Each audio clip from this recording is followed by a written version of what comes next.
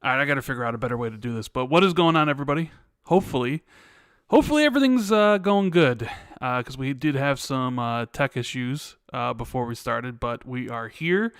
I am Randall Thor 19, the man with the million, and with me, as always, my co-host, who's living his best life because the game he has been waiting for forever is finally available. Jez Corden of Windows Central, my good friend. What's going on, man? Hey, buddy. It's been a hard week. I'll just say that much. It's been a very hard week at work, but also, more importantly, all the crap going on in the world. It sucks for people who are directly affected. Obviously, 10 times more, but, it's been a week, I think. But hopefully we can have a nice show and, have a few minutes to forget it all for 5 seconds and whatever. And oh well. But anyway, how have you been, man? I have been playing Elden Ring extensively, and as you may well be aware, because Windows Central is basically this week Elden Ring Central. Yes, I did see so many articles about Elden Ring. I'm going to assume you'd have a lot to talk about, a lot to say about it. I've actually played it as well, surprising everybody because of what I've said. Surprised. But you know what I'm not surprised about, Jez? The reviews it got. Because who has been saying for months now that it was going to be the highest rated game of the year and was going to win game of the year unless Breath of the Wild 2 comes out? Who's been banging the drums on that one for a while now? Yeah, you were right, man. Uh-huh. You did say very firmly that it was going to review very well, despite having not even played the game. Can I just ask, Rand? What? Are you literally psychic? Are you Randall psychic? Because there's what I like to call the cult of From Software in the review industry. Game reviewers typically, I don't know how really to say this, but I think From Software is kind of in that realm like Nintendo, where they can get away with stuff that really nobody else can. Right? It's interesting because a game that it came out like recently, Sifu, which is a game I adored, and I'll talk about that a little bit more, was docked because it was, really, really hard. But then Elden Ring comes out and it's also really, really hard, but nobody really talks about that. It's to be expected. And maybe that has to do with expectations going in. Like, you expect Elden Ring to be hard because it's From Software, but then nobody had any expectations about Sifu. So then when Sifu ended up being hard, they dock it. So it's what I call the cult of From Software. They've elevated to the level of basically being able to do whatever they want and sort of getting a pass for it. Now, did I expect 97s, 98s from the gaming media? No, of course not. I was expecting like a 94. I was expecting, the highest rated game of the year. I wasn't expecting that high. Because I thought to myself, it's this Dark Souls 4? It's just an open world Dark Souls game. We've seen how many of those at this point? 3 Dark Souls plus a Bloodborne. I mean, we've seen 4 of those games. So I was just like, yeah, and well, it was proven true. I mean, you're pretty much looking at Game of the Year already in, what is it, February 26th?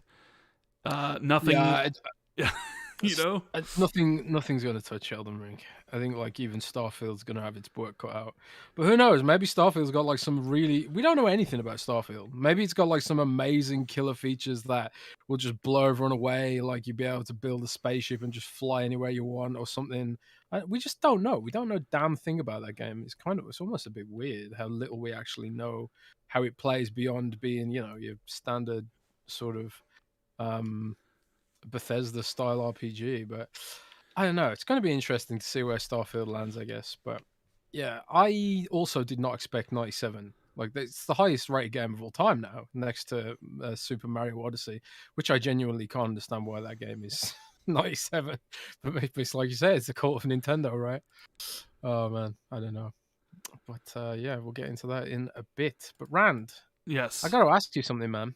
Are we powered by anyone this week? Are we powered by anybody this week? That's a good question, Jez. And indeed, we are powered because this week's episode of Xbox Two is once again sponsored by Manscaped. You know, Elden Ring is upon us, Jez, and soon enough, spring will be here. Are you ready, Jez? Because those pesky weeds are going to be grown in the gardens the world over. But what if you could whack your own weeds?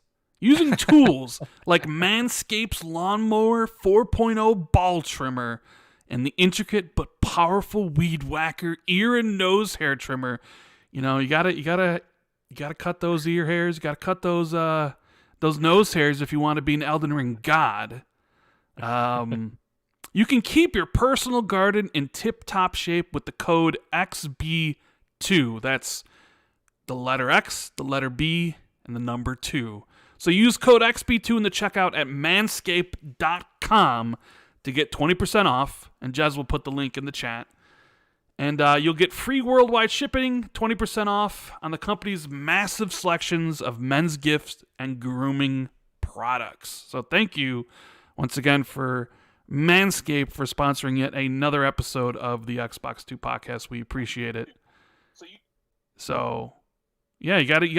Not only you gotta be looking your best, you gotta be feeling your best when going up against the bosses in Elden Rings, right? That is true. That is true. Thanks again to Manscaped for sponsoring this video, and sorry for the echo there. I accidentally pressed the wrong button. Man, it's just It happens sometimes. It happens, right? Yeah.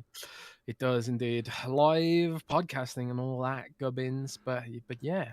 So, topics round. What are we going to talk about first? Oh man, we in the world of gaming, got 2 weeks of stuff to talk about. So we true. missed last week. I was extremely exhausted, and I just had migraine headaches, and I just couldn't do the show.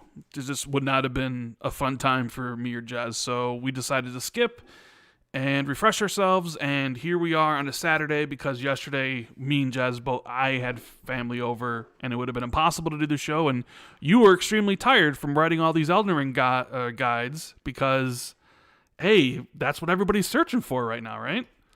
Yes, it is. Windows Central's traffic is just absolutely nuts this week. So thanks to everyone who's been supporting us with that content as well. It's been a massive help. And everyone who retweets the articles and all that kind of stuff, and also just asking you questions. I wrote a bunch of articles based on just like these are the issues that people are having, and like how did I overcome them when I was playing? Because I have to tell you, Ron, this is my first Souls game without guides, really. Because so this is your first Souls game without cheating, essentially. Yeah, I guess so. You could say that. Because obviously you play Dark Souls. It's a 10-year-old game. There's a lot of guides online. There's a lot of videos. Like if you get stuck, it's pretty easy. To just look up a video of someone killing the boss you're stuck on, and then it's like, oh yeah, I should do that instead. But no such luck for Elden Ring. We did have some like tips. Like there was some like reviewer tips they gave out. But like this is a From Software game. It's never going to be enough. Because I've been the way I've been thinking about Elden Ring, honestly, is that it's more like learning to play a musical instrument than playing a video game. You have to learn the intricacies of your weapons and your character, the way he moves, the hitboxes, the iframes you get on different types of dodging, the attack animation, the frames of animation you get with like light attacks and heavy attacks. Each weapon handles completely differently to the next one. Like even in the same type of weapon, it's the amount of detail in this game is just nuts. And you have to learn all of that on top of learning the enemies and what they do and what their attacks are and how best to use your weapons in response to what their attacks do and all that kind of stuff. So it is overwhelming, and I do appreciate when people say like these kind of games aren't for them, because it's more like a hobby, Rand. It's more like a hobby than a game. You have to research stuff, But I like those kind of games. And you know what this game reminds me of more than anything else? What? And it's really weird to compare it to this. It reminds me of World of Warcraft. It reminds me of old school World of Warcraft. And you know, like you remember the South Park episode of World of Warcraft, right? Mm-hmm. Where the South Park boys basically end up having to live in the game because that's how they learn to play it. Because that's what WoW used to be like. WoW used to be complicated, and WoW used to be really hard, and you know it was really opaque, and you had to look up guides online how to do things, and you know watch tutorial videos and research boss tactics and all that stuff. WoW was a hobby. It was a damn hobby. It wasn't a game. It was your life. And Elden Ring's kind of becoming that for me because it's so damn complicated. But it's a great time. It's a great time too. But I suppose we'll talk about our actual feelings about playing it in a moment. We got a $50 super chat here from our buddy Face, who says, From Software is the new media darling. Like Nintendo reviewers, they didn't finish the game, doesn't take points off for tech issues for Elden Ring like they do for other games, issues on all platforms, network and co-op features broken on Xbox, but 97 meta. That's kind of like what I was talking about, the cult of From Software, right? By the way, in my 6 hours of playing the game so far, that's right, Jez, I'm 6 hours in. Nice. I have not seen a single message from anybody because I can't connect to online. Yes, network test fails every single time. What's up with that? Trying to get a response from Bandai Namco about it because, funnily enough, all the review copies work. There is something you have to get a calibration update from Bandai Namco, or well, from software, I guess, which gives you like certain rule features and rule sets. Like Monster Hunter has something similar. Like you have to download like calibrations for their online systems, and for whatever reason, at Windows Central, all of our versions got the proper update. But all of my friends who bought retail, and also I have a retail copy as well. My retail copy in England, which I gave to my brother, that copy isn't working either. So like no one can connect apparently. Or lots of people can't. Some people can, but most people can't connect. Been trying to get a response out of Bandai Namco, but I suppose because it's the weekend, it doesn't help trying to get a response out of them. But yeah, the online stuff has definitely been a mess. Most definitely, I think.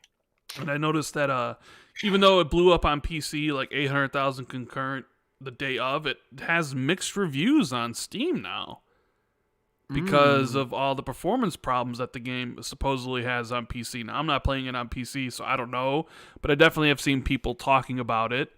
Doesn't run the greatest on Series X either, at least on my end. I don't know, like it's not. I do notice a lot of frame drops, even with VRR enabled, which is odd because normally I don't. So it definitely does have a lot of tech issues. I don't know, man. I never noticed any of that stuff until Digital Foundry did their analysis. I really didn't. And yeah, I got a new TV with VRR, which probably helped me not notice. And I just never noticed because I was just playing it and having fun, and I wasn't counting frames. And I also wasn't doing the review, which I guess also contributed to me not noticing. But it's only after the Digital Foundry that I really noticed that there was some sort of frame rate issues here and there, but nothing that I would call unplayable. Like yeah, in the rain maybe there's some issues here and there, but I don't know. Yeah, that good old rain. Dylan Dodds in the super chat says, Avowed is the third person at all or only first person? Well, the footage I saw that Jez shared with me was only first person. I didn't see any third person stuff, but Jez, can you speak more on that? As far as I'm aware, it's just first person, like the Outer Worlds. I think it uses a lot of the engine code from the Outer Worlds. That's the impression that I got from it anyway. So personally, I'm not expecting it to be third person. I think it'll be locked to first person, but I could be wrong about that. There could be a third person mode, but I don't think the engine they've got is designed for that. But we'll have to wait and see. I could be wrong about that. I don't have any hard proof either way. Yeah.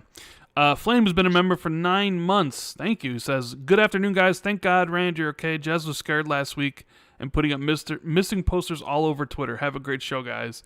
Yeah, I woke up and was not feeling good and just went back to bed. I probably should have DM'd Jez, but I just was just like, my head is killing me. I'm going back to bed. So when I woke up, I heard Jez was like, "Where you at?" It's like, sorry, man. John G has been a member for 12 months, says it's been a dope year with you guys. Yeah, 12 months is absolutely insane. Thank you for the support. It was great to see everybody in chat. We got Michael Monkey Punch, we got Supernova, Firestarter 66, OCD Gamer. Thank you to all the mods and all the members for being here. We appreciate each and every one of you. Doing a show on Saturday, which I normally don't necessarily want to do, but we couldn't do it yesterday, and we couldn't skip 2 weeks in a row. That'd be absolutely horrible. So, Achievement, who's been a member for 6 months, says, "Hey guys, I was diagnosed with autoimmune disease this week, and aside from Elden Ring on my PS5, this podcast is the highlight of my week." Well, that's horrible to hear about being diagnosed with autoimmune disease. That's awful. Yeah, but at least you got Elden Ring, right? As I was telling Jez beforehand, like all the stuff that's going crazy in the world right now. But hey, you got to play Elden Ring first, though, before anything goes really bad, right?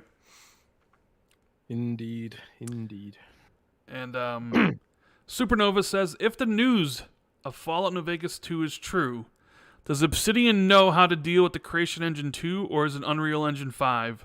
Hashtag damn that intro. Yeah, that's really interesting. You want to talk about that really quickly, Jez?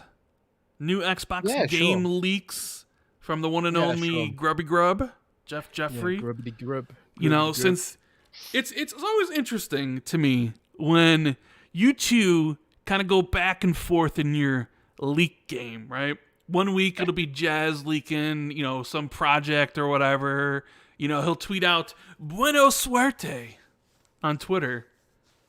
And then suddenly the next day, Jeff Grubb's like, "Hey, Project Suerte is a Monster Hunter game that is being made by a certain affinity," right? Or any of the sort of things you guys go back and forth. Like, I don't know, you leak Project Midnight and he leaks Project, whatever. There's so many of them at this point in time. I can't keep track of them at all. But the thing that you don't have, Jez, and you really do need to get, is you need to get some sources in Bethesda, bro. We need to know what's going on there, don't we? Yeah, I mean, I don't have any Bethesda sources, I'm afraid, but I've been working on Blizzard sources lately. That's more interesting to me. No, what's more interesting? Bethesda's more interesting. To you, maybe, but man, some of the stuff I know about Blizzard coming up soon is just really, really exciting. Man, nobody cares about Blizzard, Jez. Of course you do, man. They're Xbox first-party studio soon. But yeah, really? Are they? I thought everything's going to be multi-plat. Is that's what people tell me.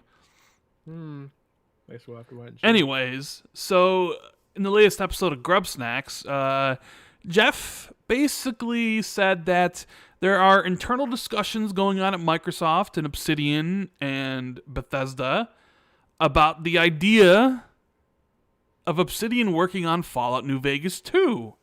Which seems like, yeah, why wouldn't you do that, right? Because they're working on Avowed, which is going to be coming out next year. Cross our fingers, right? We'll see it again this year.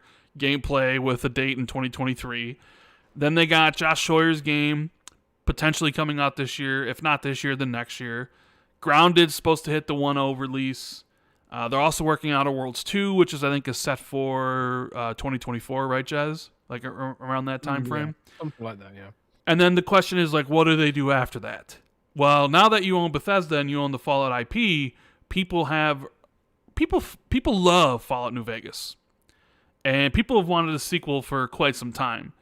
And we know, looking at Bethesda Game Softworks' kind of cadence, that you got Starfield, crossing our fingers this year, November 11th, 2022.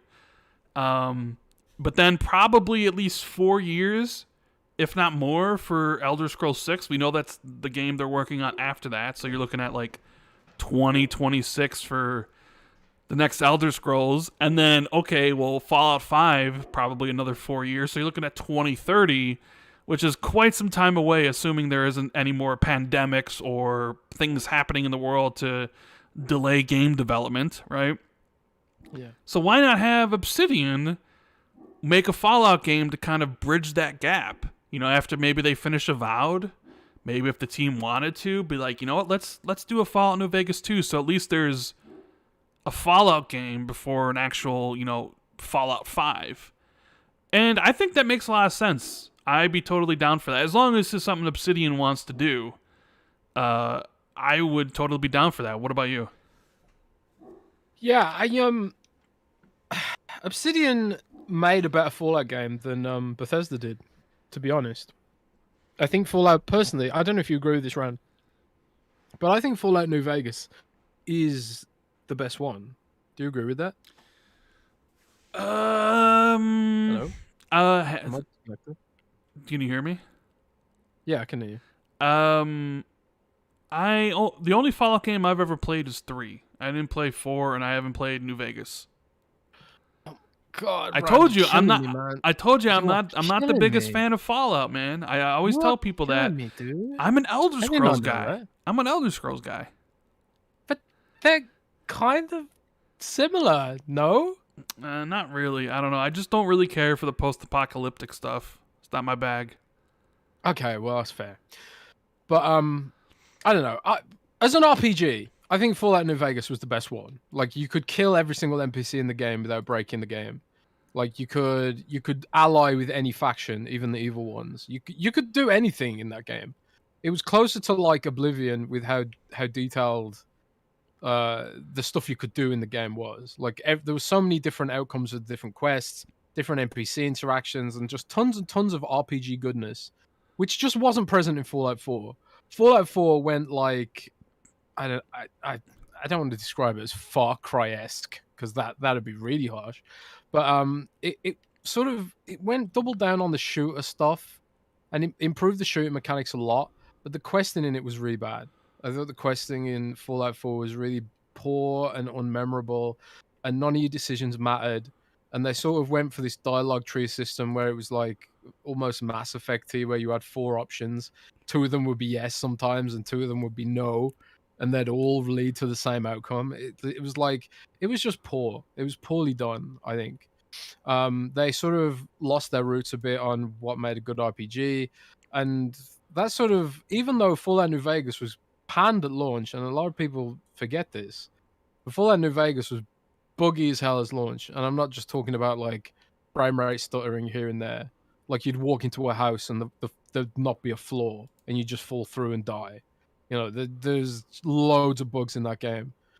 It just crashes. I don't think I've ever crashed in a game as much as I crashed in that one. Just constantly crashing, left, right, and center. But in the subsequent months after its launch, they patched it up and fixed it up, and now it's like held up as this example of how good those games can be in a world where they focus on the RPG mechanics and stuff.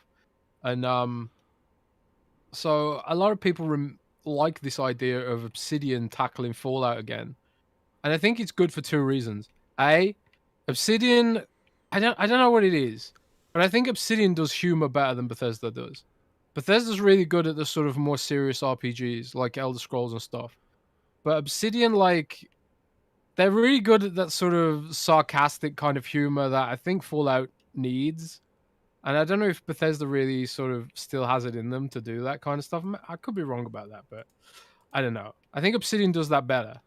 And also, Obsidian really knows how to make a branching narrative. Like, they're really good at that stuff. Like, even though they had a pretty small budget for the Outer Worlds, they did a great job. And I think the Outer Worlds had a better RPG stuff in it than Fallout 4 did, even with like a fraction of the budget. That being said, oh yeah, and the other reason I wanted to bring up was, who the hell is making Fallout 5? There's like basically nobody to make it. So like, why not just have Obsidian do it at this point? And they, instead of just doing Fallout New Vegas 2 or something, or like their take on a creation engine RPG, why not just let them make Fallout 5 altogether? Because who Bethesda's making Fallout 5? You got half of the Bethesda, one big Bethesda team on Starfield and probably Starfield DLC, and then you'll have another team working on the Elder Scrolls for the next million years. And I think we discussed this on the podcast before. Are we going to be waiting like 10 years for Fallout 5 if we wait for Bethesda to do it?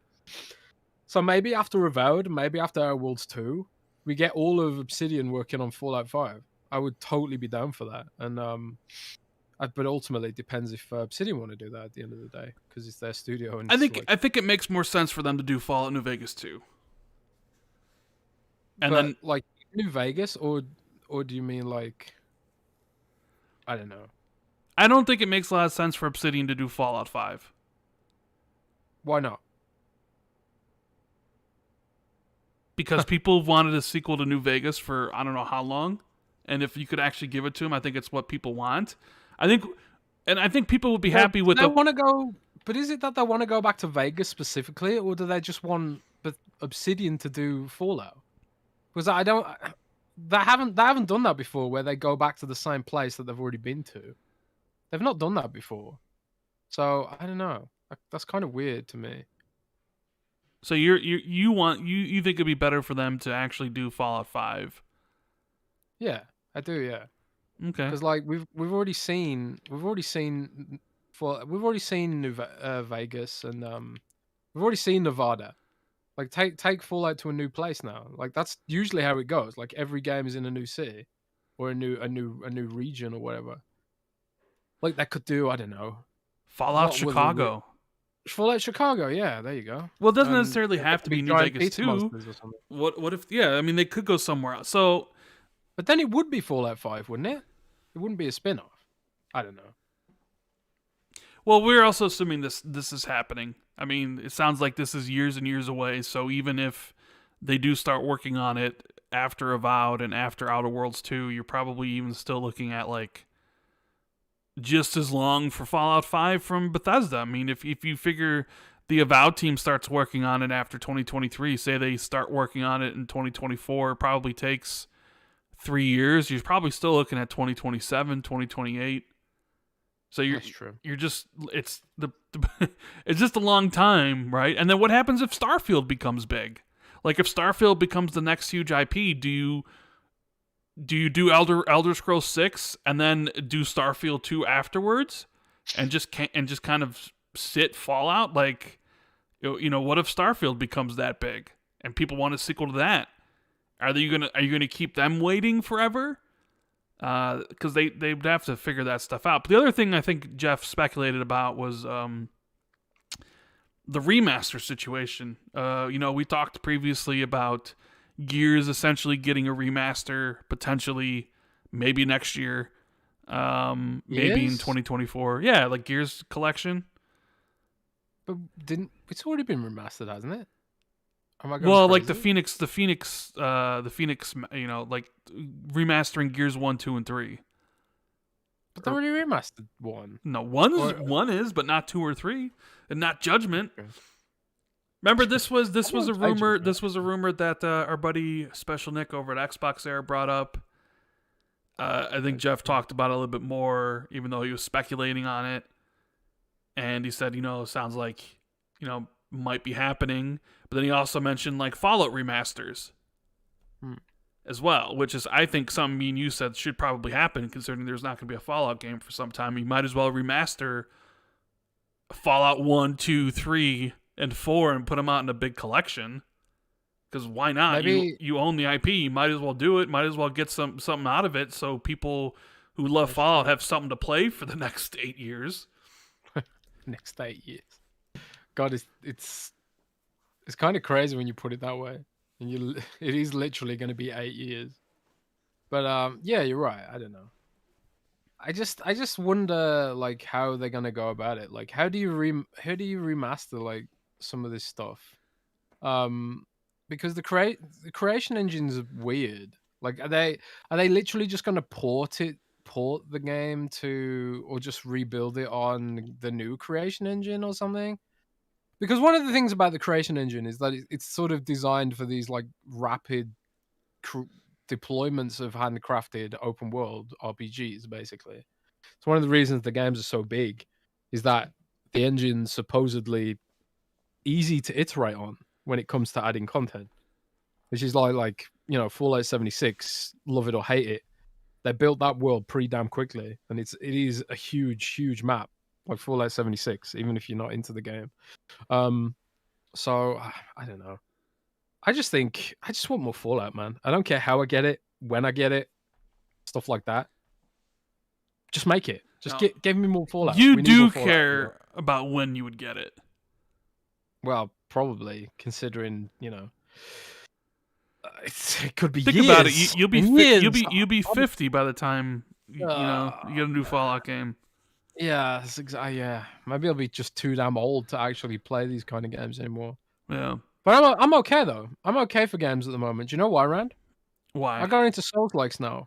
Yes, you and have. I got millions of them to play, and because they're so hard to play, it's going to take me months to actually get through any of them. So there's that. There is that. DB Cooper says, so Gabe New apparently has said he would like to see Game Pass on Steam. Thoughts? Yeah, I did see this. Yeah, he said wasn't he talking specifically about Steam Deck, or am I wrong about that? No, he was talking about Steam, because he was asked if Steam was interested in ever making their own subscription service, and he said no. But then he said he has no qualms about like helping Microsoft get Game Pass on Steam, which is something I've been saying Microsoft needs to do since yesterday. Because I hate to say it, but nobody wants to use your Windows Store, Microsoft. Nobody. Like, you're saying the Microsoft Store is bad, right? I don't. Here's the thing: I don't even use it, and all I hear about from my friends who do is how horrible it is.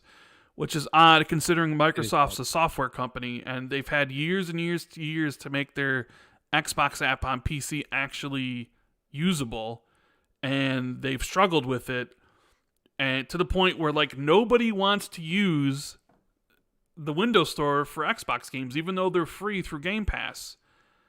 And if I was Xbox, I'd be like, you know what? I'd be dying at the chance of putting Game Pass on Steam, dying at the chance. Yeah.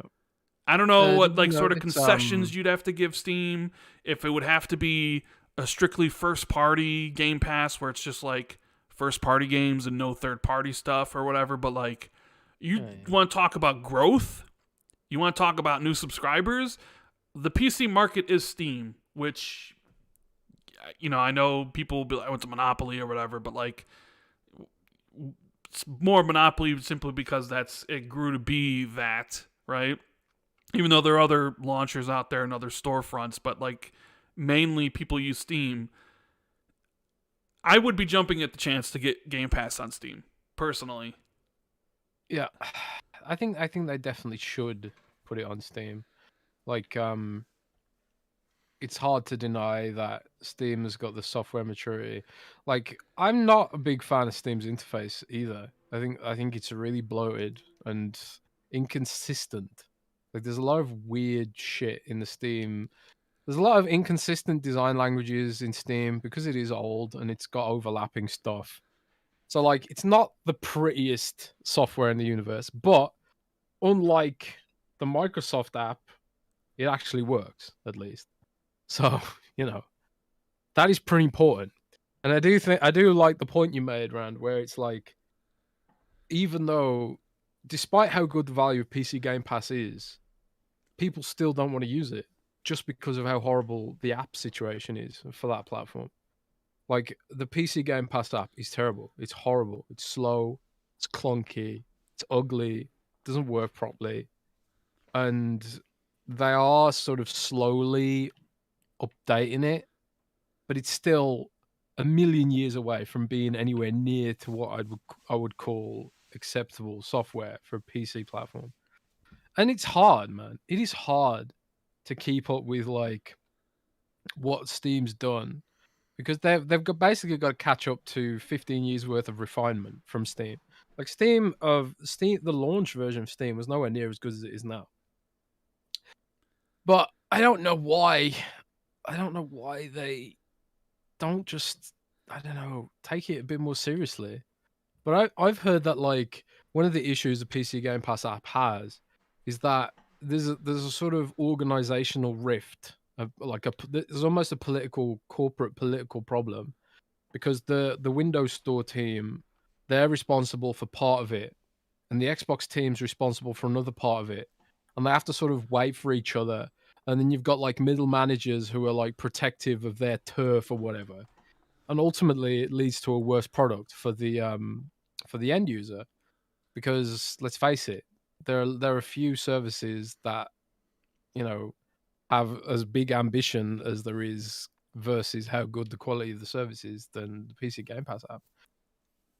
So, and there's another aspect of this that is probably worth mentioning. But Bethesda announced that they're shutting down their app and putting all their stuff on Steam as well. Yeah, their And launcher, right? yeah, so you have to sort of assume Microsoft was involved in that decision, right? So is there a future where Microsoft just goes all in on Steam and just like, you know what, screw the Windows Store, it's terrible. Let's just let's just get the games off the Microsoft Store, leave that to be productivity apps or whatever, and just, you know, focus on supporting Steam. I think there is like there's probably a dream somewhere in Microsoft to one day own Steam as a company. I imagine that's something Microsoft will want to do one day, because, you know, it's a pretty significant part of the value of Windows is Steam these days. And then we can really start talking about monopoly. Yeah, you want to talk about people worried about Activision Blizzard being a monopoly and all this stuff. Imagine if they bought Valve. I think people would be losing their minds. And somehow, I think in this current climate, I don't know if that would pass. Yeah, it'd be many years down the line before we got to that point. But you know, I'm talking decades in the future, you know. But I could be wrong. But increasingly, I think like it's a good thing for Microsoft to invest in Steam, because Steam and Windows, they're like symbiotic, right? I know Steam has its you know, its Linux stuff and its Proton and, you know, the Steam OS, but I think like it ultimately helps Microsoft if they have a good relationship with Steam, because, you know, Steam could just go all in at Linux, and like maybe the Steam Deck really takes off, because like, you know, reviewers are raving about it. Miles has one on Windows Central, um, and he was like saying how good it is and stuff. And I saw one, I think it was Jeff Grubb actually, who said it was the best gaming PC ever made, best pre-made gaming PC ever, which is, you know, it's a pretty that's pretty high praise, right?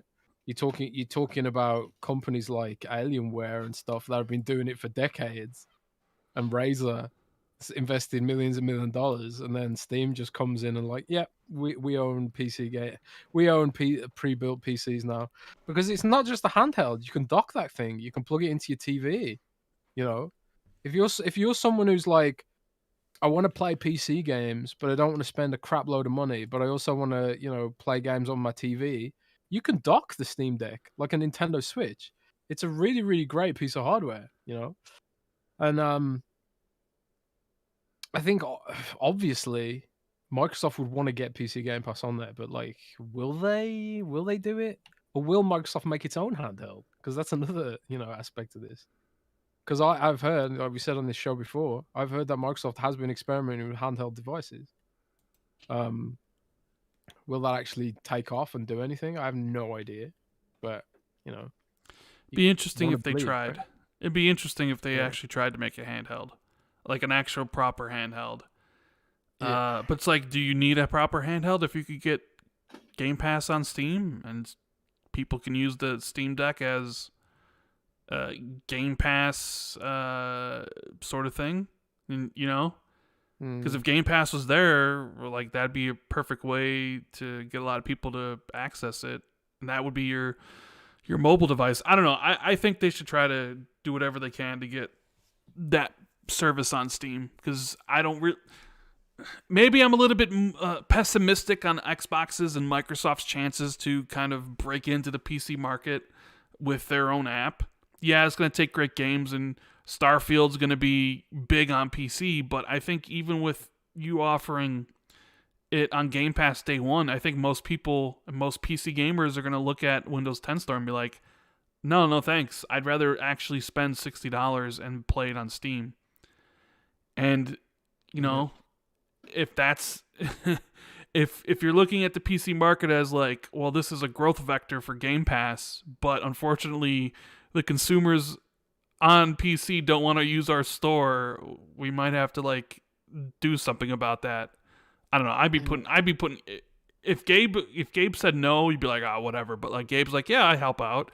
I'd be like trying to move heaven and earth to get that on, to get Game Pass on Steam before Starfield came out at the end of the year.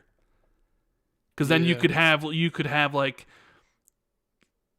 like I think Fallout 4 was one of the top most played games, like current, like concurrent users. I think it was like in the top 10 or top 15. Like if you had Starfield and it reviewed well and people could buy it and they could subscribe to play it, like you're talking Starfield could be, million concurrent users, something like that, and you could see the power of Game Pass on PC. And then it only sells itself. So I think that's something they need to do. Widia says, have you guys played Grid Legends yet? No, I haven't.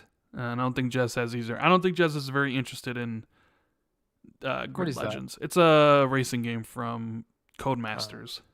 So yeah, I'm not a racing dude. Yeah. No, don't they? Yeah. Jabbar says, hello, Jez and Rand. Request for Jez. Why is the Xbox YouTube channel so bad? Videos always upload late. Still waiting for Soul Hackers 2 to be uploaded. Why? Videos always have hidden and low views. It's you know what? I've actually noticed that myself. Like sometimes I look at the official Xbox YouTube and it's like, man, some of these videos only have like, not 4-figure views. It's weird. Like I don't know why. Maybe they're just not investing in it that much anymore. I honestly don't know. I couldn't say it. Well, I don't think they can put up anything they want. I think they got to be sent the content. So, like, a video for Soul Hackers 2 would have to be sent to them by Atlus. They can't just put up whatever they want. And, yeah, I don't know. I mean, the videos on PlayStation's YouTube channel will have more because PlayStation has more subscribers on their YouTube channel. Then you get into the subscriber game, right? Who has more subscribers usually have, like, more views. And sometimes Xbox fans just aren't interested in a certain type of content. So if you're not interested in watching a trailer for a JRPG on the Xbox YouTube channel, you're not going to watch it. So it's going to have low views. It's kind of how it is. Dave Lopez says, do you think Starfield will be 60 FPS on the Series S? Jez? Yeah. I'm just going to throw a prediction out there. Yeah. I mean, but it depends on how you define the 60 FPS. It's like, technically Elden Ring can do 60 FPS, but right now I'm riding through Limgrave and there's a storm whipping up. All the trees are dancing around and it does look like it's dipping to like 50 maybe. But I'm not someone who obsesses over, fixed frame rates and stuff. If I'd rather have the trees dancing around and the emotion of the scene be preserved over getting an extra 10 frames per second, but that's just me.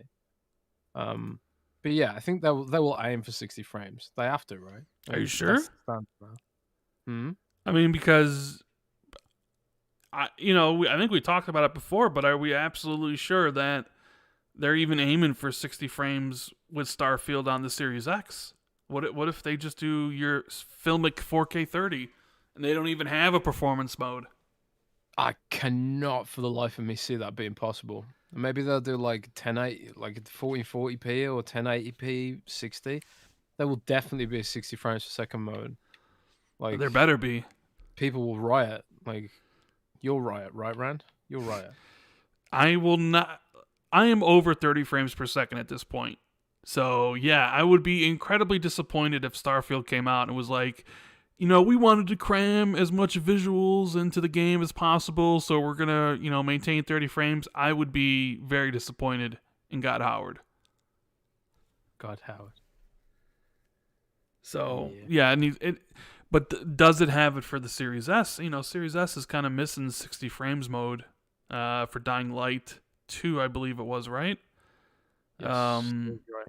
Although they does did say they're working with Microsoft to see if they can get that up.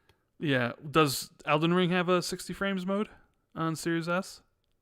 Good question. I actually don't know. I actually have no idea. It's actually really annoying, right? Because like Windows Central we don't have an office. So like we don't have like a testing lab like Digital Foundry or anything like that. So like most of it we work out of our offices and our own personal setups. And a lot of us just don't have, the room to have two consoles or the money even. So we just never test the Series S version, which really sucks. But um I need to find someone who can do that for us maybe. Oh, Rand is Randall. Yes, Rand addressing someone in the that was background muted. there. Who's that? So, No, you weren't muted.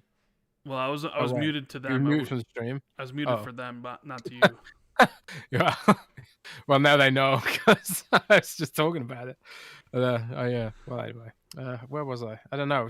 I was lamenting the fact that I can't test the Xbox Series S versions of games because there's a lot of people who use the Xbox Series S as their main console, and I have just honestly very little idea of how it's handling a lot of these modern games.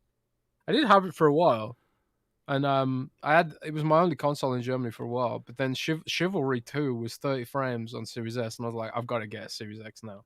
I've absolutely got to get a Series X somehow. Luckily, someone was kind enough on Twitter to sell me theirs, but I don't know. Bright Tundra has been a member for 9 months. Says, without question, New Vegas is the best Fallout game, and dare I say, top 3 RPGs of all time. So he speaks very highly of the game. Bright Tundra also says, I think when people say New Vegas 2, I think what they want is just a continuation of Obsidian's New Vegas, which was closer to the original Fallout 1 and 2, and you get Fallout California, etc., etc. So not necessarily New Vegas, but like an Obsidian-made Fallout game. I get that. And we got 2 new members of the channel. We got Jordy, Xbox era. Thank you for hitting that join button, supporting the show. And Edward Salazar for becoming the newest member. Thank you guys both so much. We really appreciate you. And you know what? Let's talk about George says you guys better buy Soul Hackers 2 from Atlus. No, I'm definitely not going to buy Soul Hackers 2. And definitely not a game. But that's the thing. Like, people will be like, you need to buy this to show support. We need to get at, like, I don't care. I don't buy games just to show support. Like, I only buy games if I'm interested in playing them. I don't care about. Wow. Because like, if I really wanted it, I'd just play Persona on PlayStation.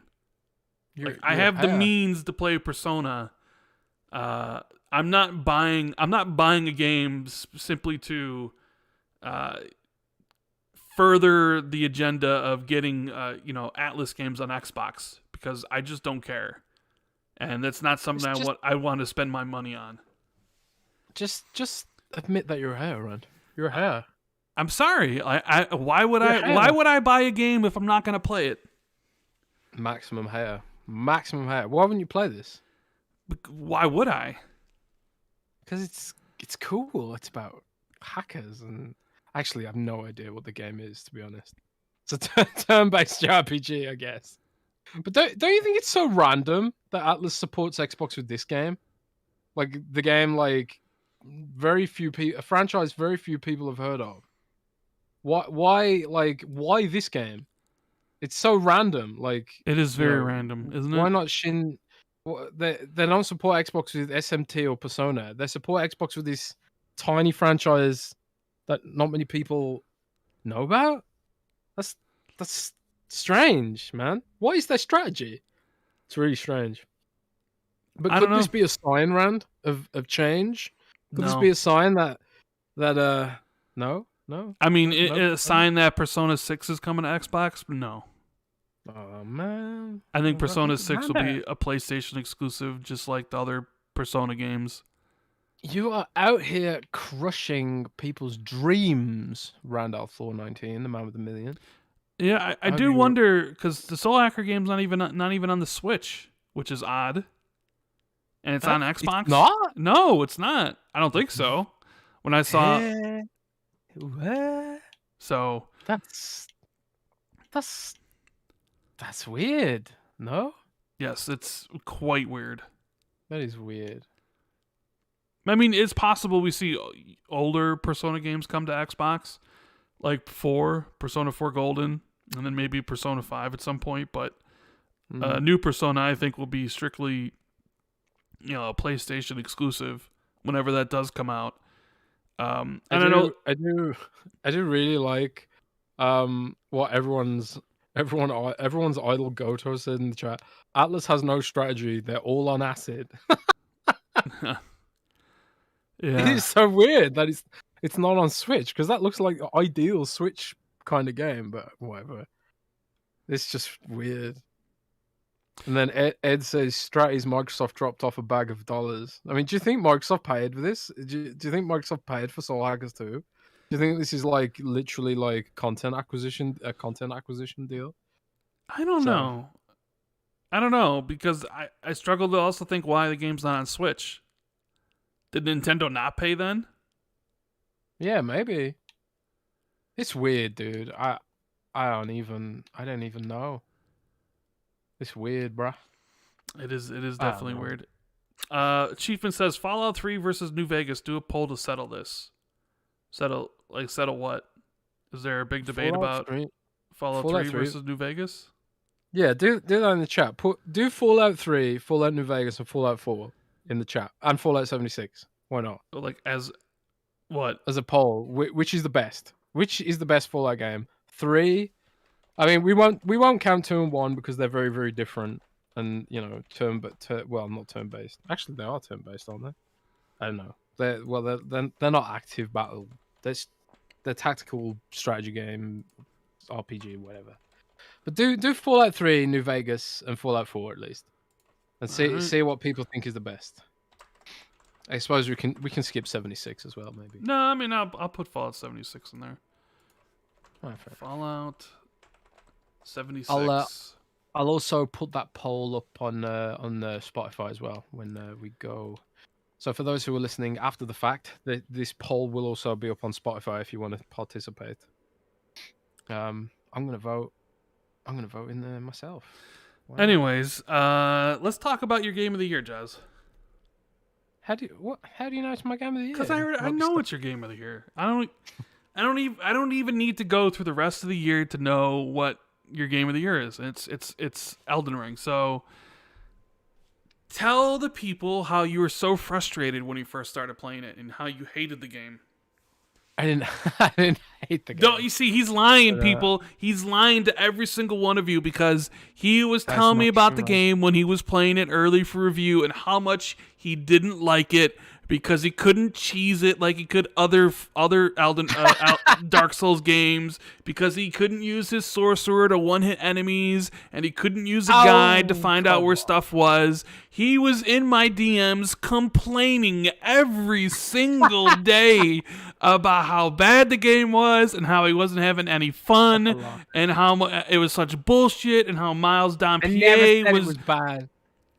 Yes, you did. I have the DMs to prove it. What are you talking about? I never said it was bad. You said it was one of the most frustrating games you've...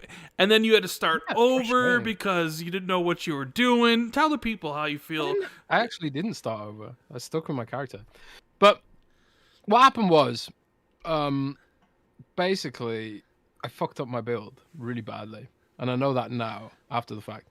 But this is the thing. It's the first Souls game I've played that has no sort of information out there about it. So I had to kind of figure it out myself. And what I did was I made a sorcerer and I dumped a ton of points in intellect because I was thinking like intellect equals more damage, right? But it really doesn't in Elden Ring. Elden Ring kind of gates you by what weapons you have access to. And obviously you can't get to the next area until you've killed a certain boss. Like the game sort of, and Sekiro does this, right, Rand? Where you can't you have to kill the boss to get to the next set of powers and skills and stuff like that, right? So Elden Ring's the same way. It's like you can put like 1,000,000 points in strength, but ultimately what makes you stronger is the weapon you're using. Or in Sorcerer's case, it's the spells you're using. And the spells you start with as a sorcerer are absolutely terrible. They're really, really bad. They move slow. They're not very accurate either. They got really poor turning circle. They're really frustrating to use. So I was kind of like, it was a massive struggle to figure out without any help online how to play a sorcerer. And but I cracked it. I bloody well cracked it. I just went off into the world, explored, found a load of new spells hidden around, killed different bosses, found a load of cool stuff. Eventually I did find an upgrade staff. But what was crucial above all else was finding the bloody spells. Because there were spells that were so much more powerful than what you start with. And then I became a machine gun. I'm like running around just blasting people with giant comets and all kinds of crazy stuff now. There are so many tools in the game to play. And if you ever think, I've realized in Elden Ring, if you ever think something is bullshit, generally there is something in the game that will help you overcome the bullshit. Like there'll be a consumable you can use that a monster is weak to, or there'll be a spell that's specific for dealing with specific situations. Like one of the issues I had was enemies using shields because none of my spells could penetrate their shields. But later on, you get a spell that appears behind the enemy and shoots them in the back, which is clearly designed to deal with dudes with a shield. So yeah, when I first started Elden Ring, my god, I was frustrated as hell. I died more times on the first boss of Elden Ring than all of the bosses I fought in Dark Souls 1 and 2 combined. And I was just like, what the hell is this game? Like, it's absolutely brutal. But I cracked it, and now I love it. I've got 80 hours in the game in a week. I have not played a game this hardcore in years. Just constantly playing it. And it's not even like grinding. There's just so much to do. The open world is so damn dense. Every like few meters, there's like a cave or a quest or something to do. And I love it. I love it now. But you haven't played it that much yet. Like, what are your super early impressions? Because,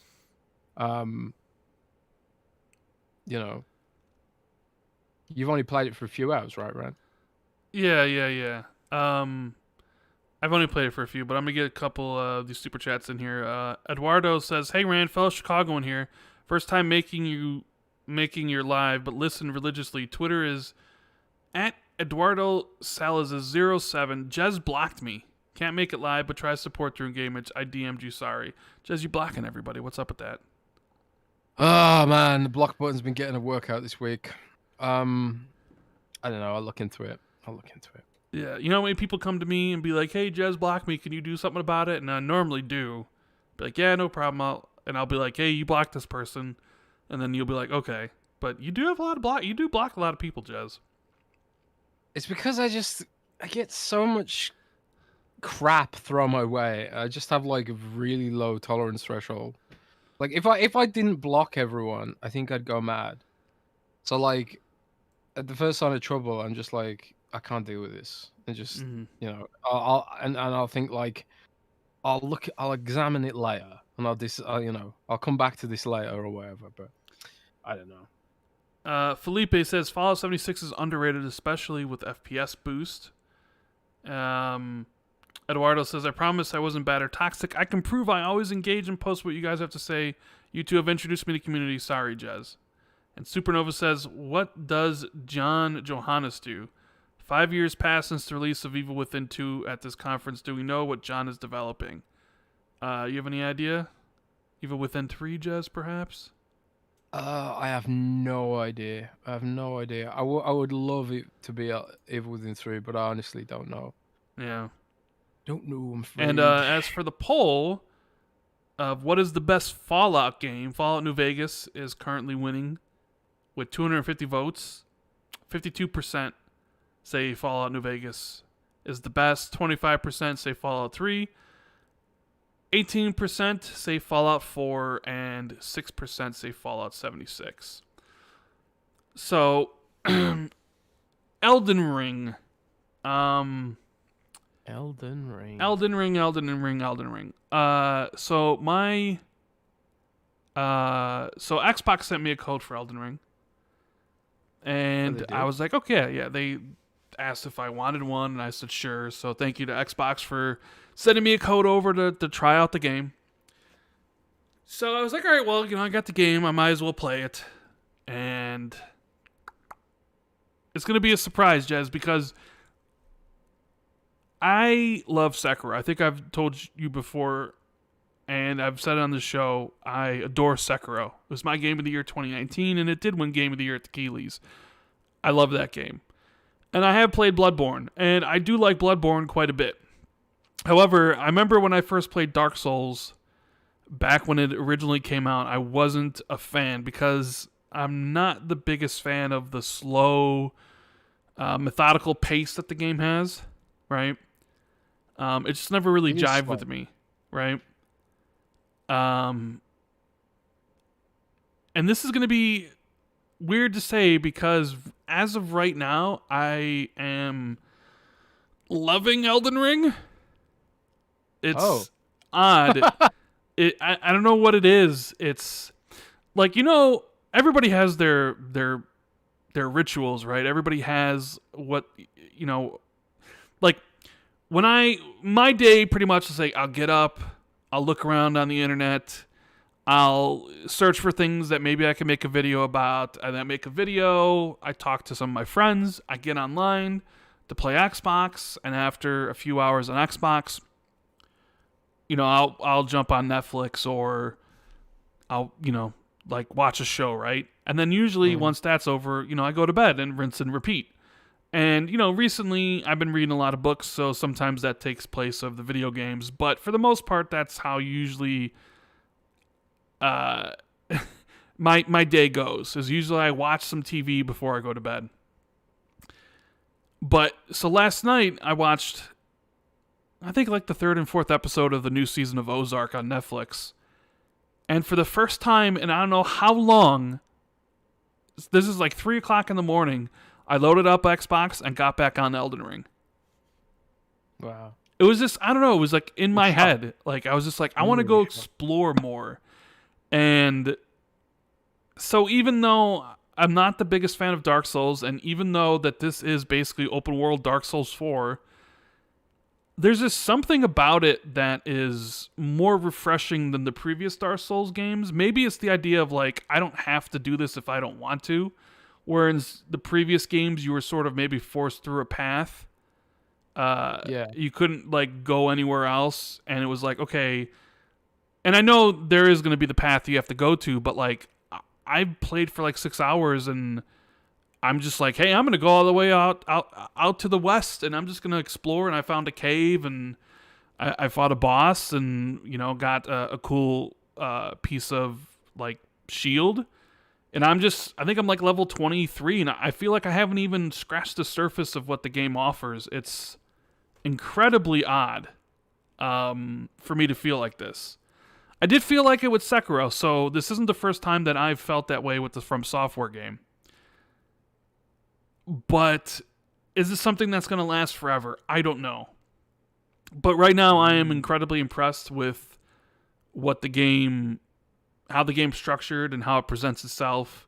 How it's basically like the opposite of a Ubisoft open world game.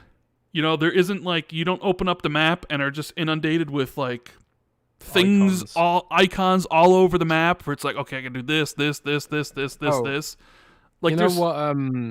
what Jeff Grubb on Chatter Days, on Xbox Chatter Days, he described Far Cry and stuff as a map game, and I thought that was that was incredibly great way of summarizing what Ubisoft games have become. There's just loads of icons that you have to check off, like an arbitrary checklist, and it feels more like work than fun. I don't know. No, and maybe like back in 2012 when Far Cry 3 did it for the first time, it wasn't that big of a deal because it hadn't been done so many times yet. It was like, oh, this is cool because it's new and it's refreshing and it's exciting, right? Yeah. But then, like, when every game copies the Ubisoft open world formula and every open world game that you play since then does it, you're like, man, I'm tired of checklists. And then you get From Software and they do an open world game and it's just like, here's a map that you have to find, and I don't know, there might be something over in the corner over there, and you go down in the water and a freaking dragon lands there and starts killing everybody, right? That wasn't like you could completely miss that, right? And then you get into a party with my friends and then we're talking about like our experiences and how everybody's experience was completely different. Like one of my buddy Maka, I think had played for 8 hours and hadn't gotten the Ashes tutorial yet.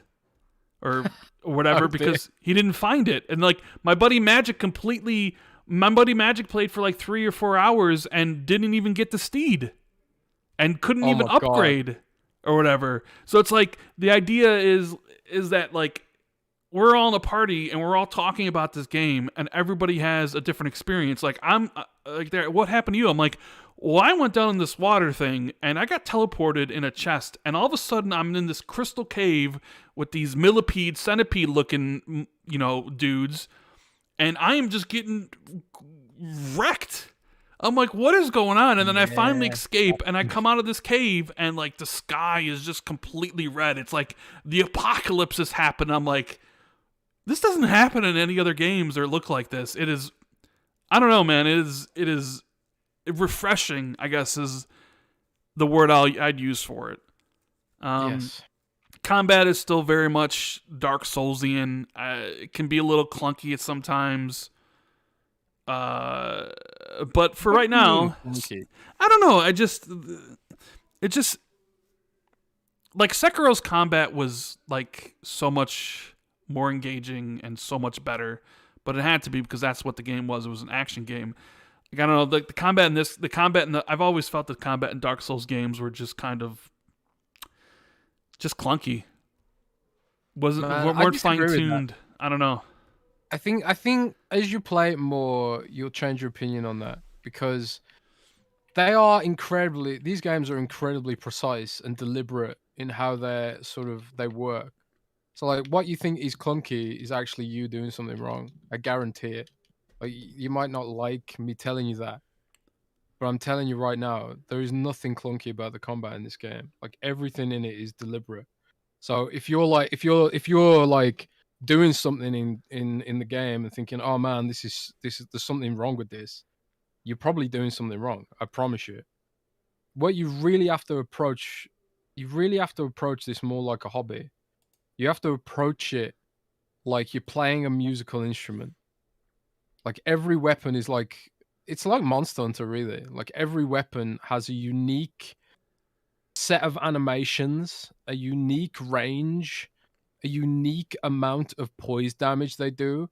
And what you think of as clunky is actually just something that requires practice and requires knowledge. Like, I'm playing a game right now, and I just got killed by some dogs in the corner of the room, because they're so bloody small that my claymore just goes over their head when I'm trying to hit them. So like, is that clunky, or could I equip a different weapon to deal with these smaller enemies? I don't know. Yeah, but you're playing a sorcerer. You're playing a sorcerer though. That's like easy mode for Dark Souls or for. No. I've got 2 characters, and right now I'm playing Right now, I'm playing a dude who doesn't even use a shield. I'm using a claymore. I'm using a 2-handed claymore, and that's all I'm using. And I'm trying to make like a dragon. I'm trying to make Dovahkiin from Elder Scrolls, basically. I killed the dragon. I got the dragon's heart, and then I found the Church of Holy Dragon Communion or whatever, and I've unlocked the ability to turn my face into a dragon, and I can breathe fire and everything. If you go on my Twitter, you'll see a crazy clip of this spell, which is just ridiculously powerful. It deals absurd amount of damage. It covers the whole room in fire. It's amazing. They give you like, I don't want to spoil it too much, but like in Dark Souls 1, there was like this whole sort of system where, you know, you kill a boss, you get the boss soul, and then you can take that to a blacksmith and you can get like you can get weapons inspired by the boss. But in this, you don't just get the weapons, you get some of their abilities as well. And it's just crazy, some of the stuff that they let your character do. And you have to build up your character like it's a musical instrument. It's I really can't think of a better comparison. Like, because I'm a guitarist, right? I'm a terrible guitarist. But every time like I fight a new enemy, it's almost like learning a new song. You have to like learn how best to approach this song with your particular play style of the guitar and all that kind of stuff. And I don't know. I really usually I'm like, yeah, I'll give people their opinion on stuff. But I can't let the opinion that the combat's clunky go, because it is deliberately designed to be a certain way. And if you practice and learn all the different moves and the back steps and all that kind of stuff, you won't think it's clunky anymore. I promise. I promise you. You just got to trial and error it, man. I practice this bloody Claymore thing over and over again, just spawning on a bonfire and like trying to figure out how the different moves work, because ultimately, if you can learn your weapon inside out, you're gonna have a much better time in combat. Like, I know, for example, like if I swing at one of these enemies and they hit me, they're not gonna stagger me. But then these heavier enemies with two-handers, if I swing at them and they hit me, I'm gonna get stunned. So like I have to approach the combat with them a little differently. I don't know. It's really hard to describe in a sort of succinct kind of way. But yeah, it's not a game you can just. It's not a game you can just sit there and play for fun, which sounds like a weird way to describe a video game, because video games are meant to be fun, right? But increasingly, I see this as more these Souls likes as more of a hobby, and I think it's completely fine if someone's like, "Well, I don't want my game to be a hobby. I just want to sit there and have fun," and I think that's completely valid. Like, it's the reason why a lot of people don't get into MMOs is because they think this is gonna be a job for me, you know. But I really do think, unless you're a god, and some people are just insane, like they're super pro, and they don't find these kind of games hard because they've got like crazy reaction speeds. I think they probably will be able to play it like it's just a normal game, but I'm not pro, Rand. I'm really not pro. I find these games really hard, and I have to really think about what I'm doing, and I have to practice a lot. But when you do practice and when you do nail the combat, it feels so damn good.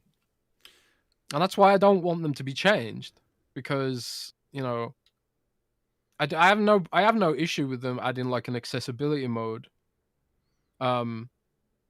to help people with disabilities experience the game. But I don't think they need an easy mode, because they're designed to be practiced. It's like there's no such thing as an easy mode guitar, you know, or an easy mode piano or an easy mode violin. You just have to learn how to do it. And that's the fun of it, is learning how to do it. I don't know. But that's how I'm kind of seeing it at the moment. Yeah, everyone's idol Goro says, Jez talks about From's games the way a hipster talks about art. Yeah, maybe. I don't know. And but I think of it that way because I'm not pro. Like, I can't treat them like any regular game.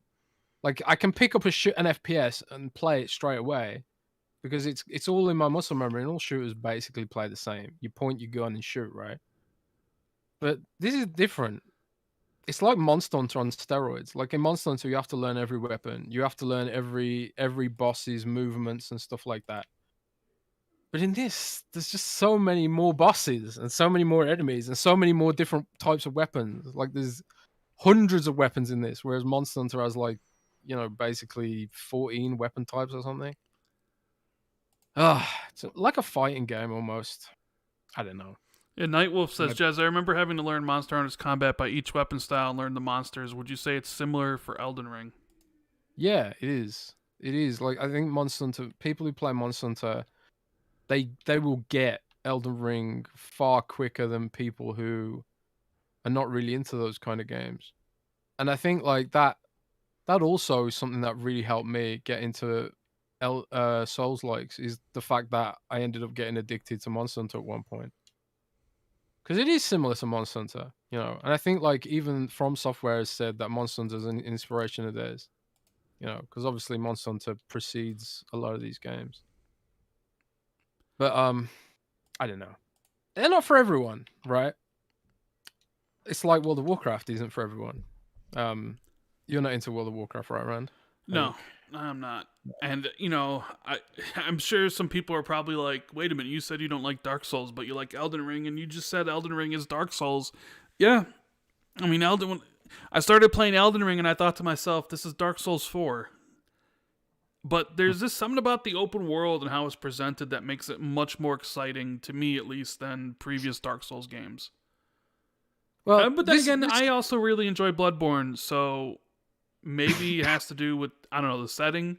I didn't care for Dark Souls 1, but I never played 2 or 3. There's just even though I'll die, and I think even in the video that I recorded, like I died a couple times at a boss fight or whatever. Like I never get frustrated by that.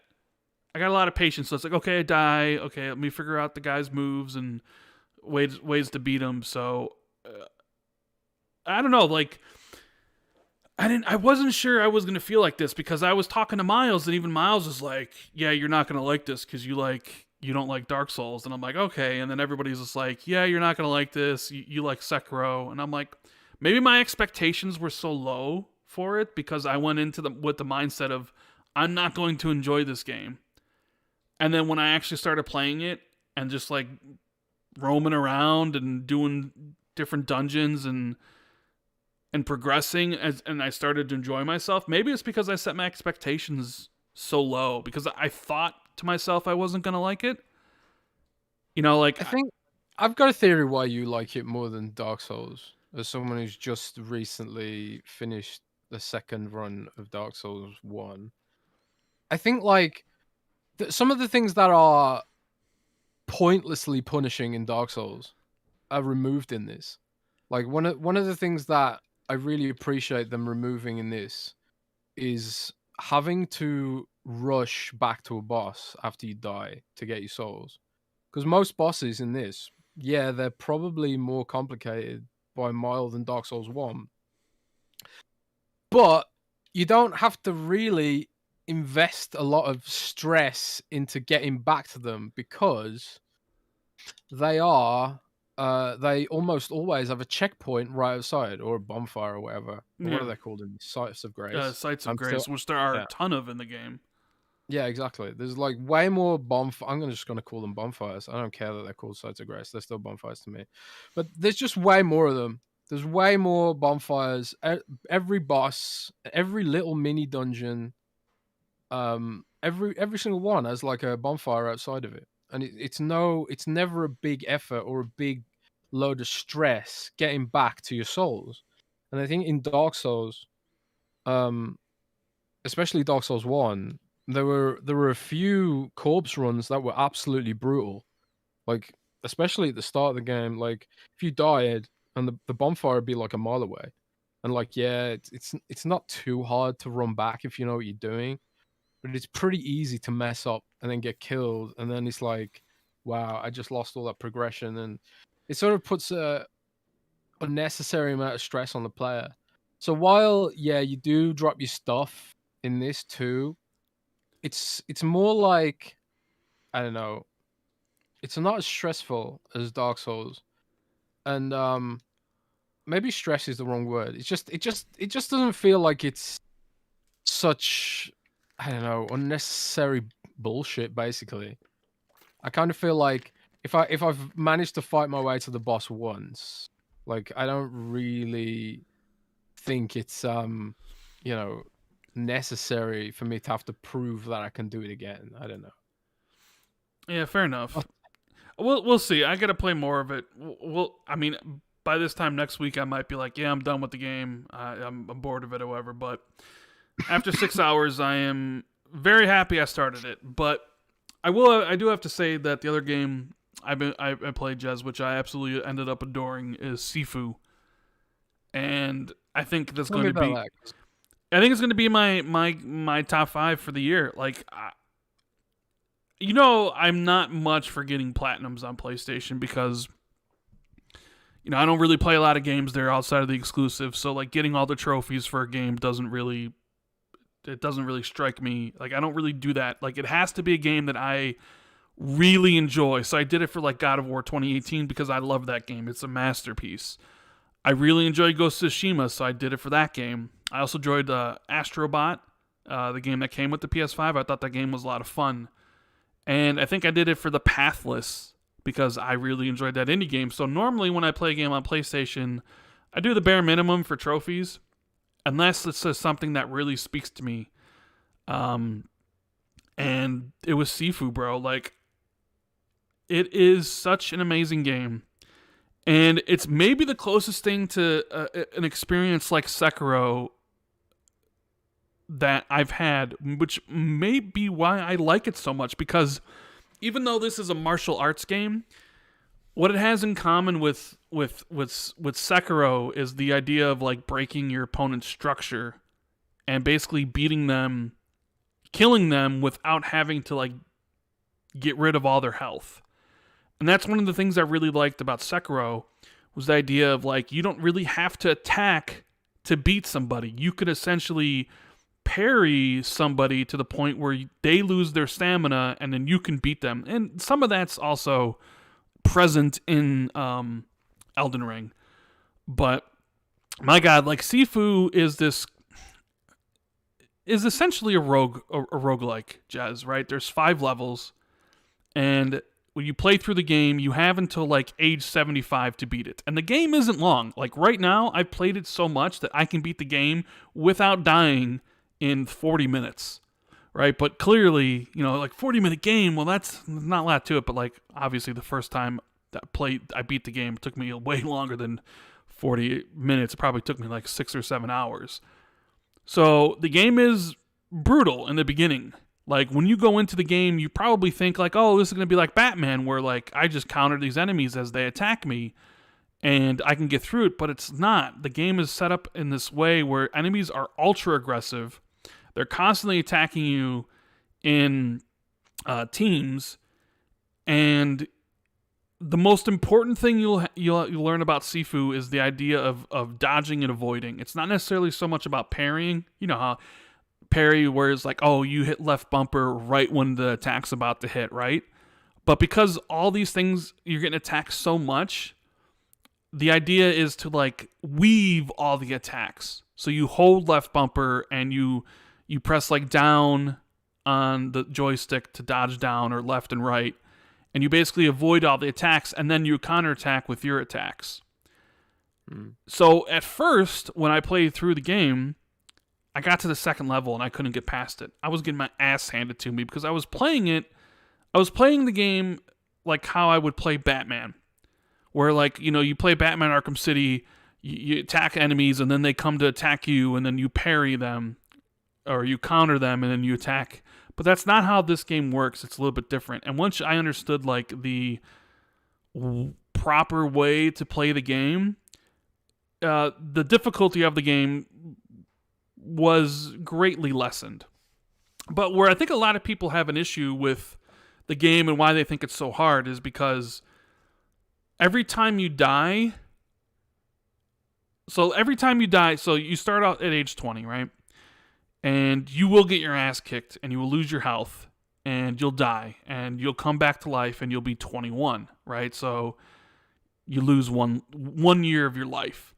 But if you don't reset your death counter, right? So you died, your death counter is 1. If you don't reset that, either by beating a really tough enemy or a group of enemies, or resetting it at a shrine, which is kind of like your passive bonuses for this run in this version of the game, like kind of like Hades or whatever, The next time you die, your death counter will be 2.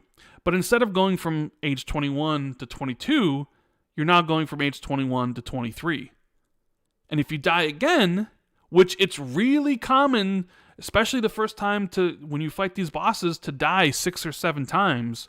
So if you die again and your death counter goes from 2 to 3, well, now you go from age 23 to 26. You see what's going on here? So if you die a 4th time, now it's 26 to 30. And every time you hit one of those milestones, like age 30, age 40, age 50, you do more damage when you attack, but you have less health. So what happens to a lot of people I've noticed is that they don't actually know how to properly defend, and then they let their death counter get up so high that they continuously die, and their death counter's at 7. So if your death counter's at 7 and you're 52, the next time you die, you're going to be age 60. And they run out of lives before they can get very far. And I don't know, like once I sort of felt comfortable enough with how to properly dodge, and I unlocked some moves, because the way the game is set up, it's like you're an XP as you beat enemies. And by the way, it's so much fun to play, Jez. Like the martial arts, the animations, when you take out enemies, how the game looks, and I even thought the story was pretty interesting.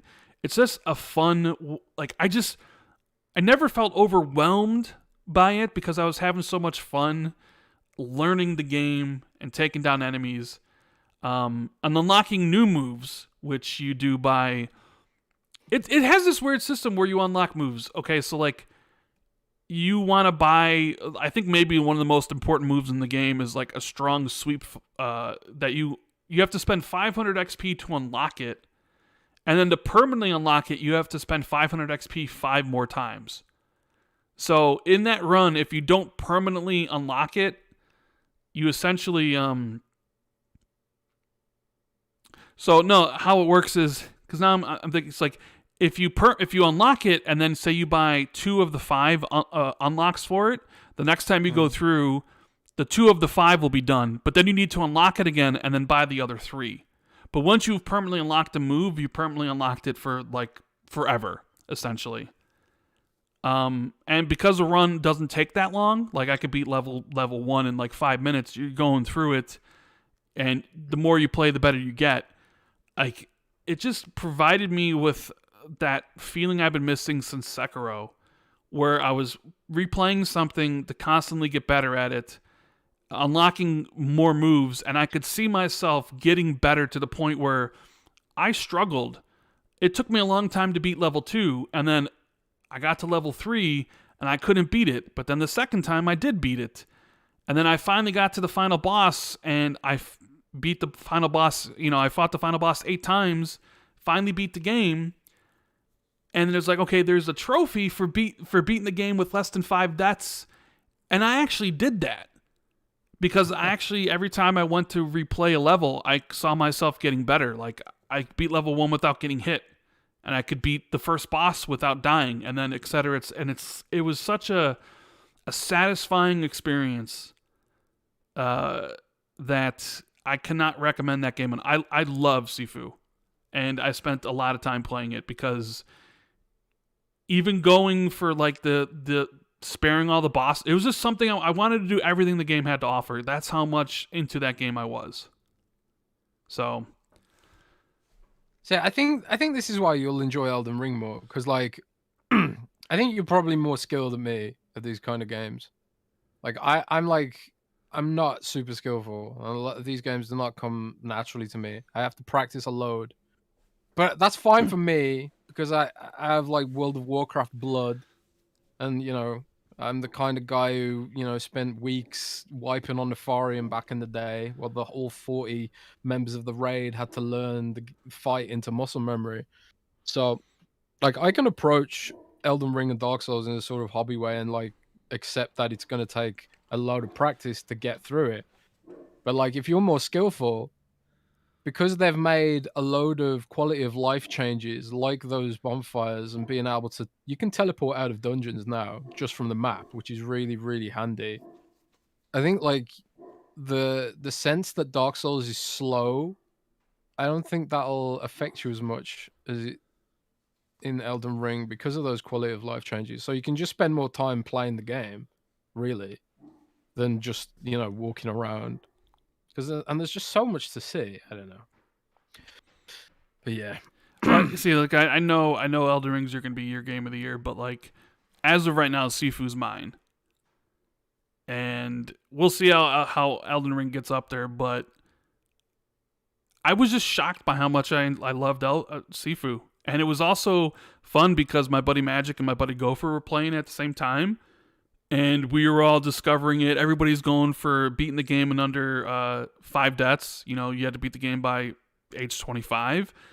And it was fun and exciting listening to them go through it and overcome it. Like, oh, I can't beat the level 3 boss. And then a couple times later, like, yeah, I fucking beat that bitch. She's dead. Like I didn't even die this time, right? And you always start out the next level at your, the lowest age. So like you beat the club at age 20, you start the next level at age 20, and like, okay, well, I can only die like one time before I get to the final boss.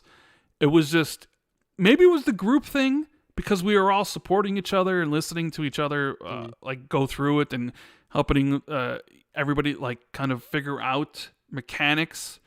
Like we were having trouble with certain characters, and my buddy's like, if you take this knife and if you stab him in the eye, you can hold Y with the knife and it'll instantly kill these tougher like mini bosses. And we were like, what? And that made a lot of stuff easier. And then it was kind of each one of us pushing each other to do it. It was like, okay, well, Magic beat the game, dying only 3 times. It's like, well, now I have to do it, right? Like, because if he did it, then I can do it. So now I'm going to push myself even harder to do it because he can't be the only one to do it. You know what I mean? I get that. Yeah. But yeah, I totally recommend Sifu. I think it's $40 on PlayStation and PC. I think it's coming to Xbox at some point. They did say it's a timed exclusive, but I don't know how long it's timed exclusive for. Could be a year, could be 6 months. I will say though, if it does come to Xbox, I will replay that game again. Probably, it'd be interesting to see if I started over fresh 6 months from now, how fast I could beat that game. But that's the funny thing too about Elden Ring. Like, when I was bitching to you on DMs about how tough it was and how much issues I was having with it, like the Margit, the first major boss, when I did it as my sorcerer, when I didn't know what I was doing, it took me 20 attempts to kill him.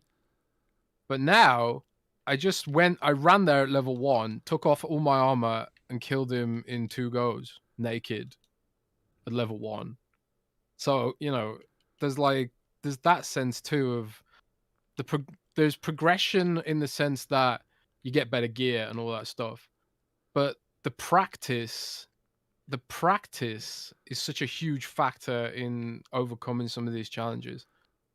But you can push it even further because in this you can co-op, and like if you do get stuck on a dragon or some random boss, I can just summon you into my game and you can help me out. No, you can't because I can't access online, bro.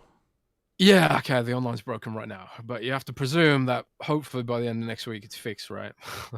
Yeah. Famous last words. You have to presume that it'll be fixed. I put up a poll, Jez. Is Soulsborne combat clunky?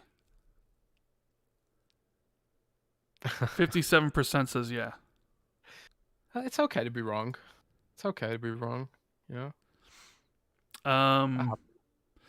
Eduardo, he says, as a big Gears fan, I always feel Microsoft doesn't brand or praise Gears as they do Halo, especially in the documentary. Why is that?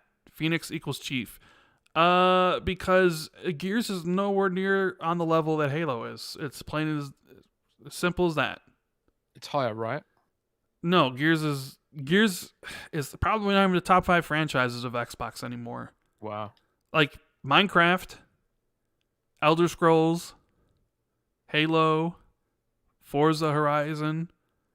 Yeah, maybe Gears is the bottom rung in the top 5. If Starfield hits, Gears probably knocked out of that.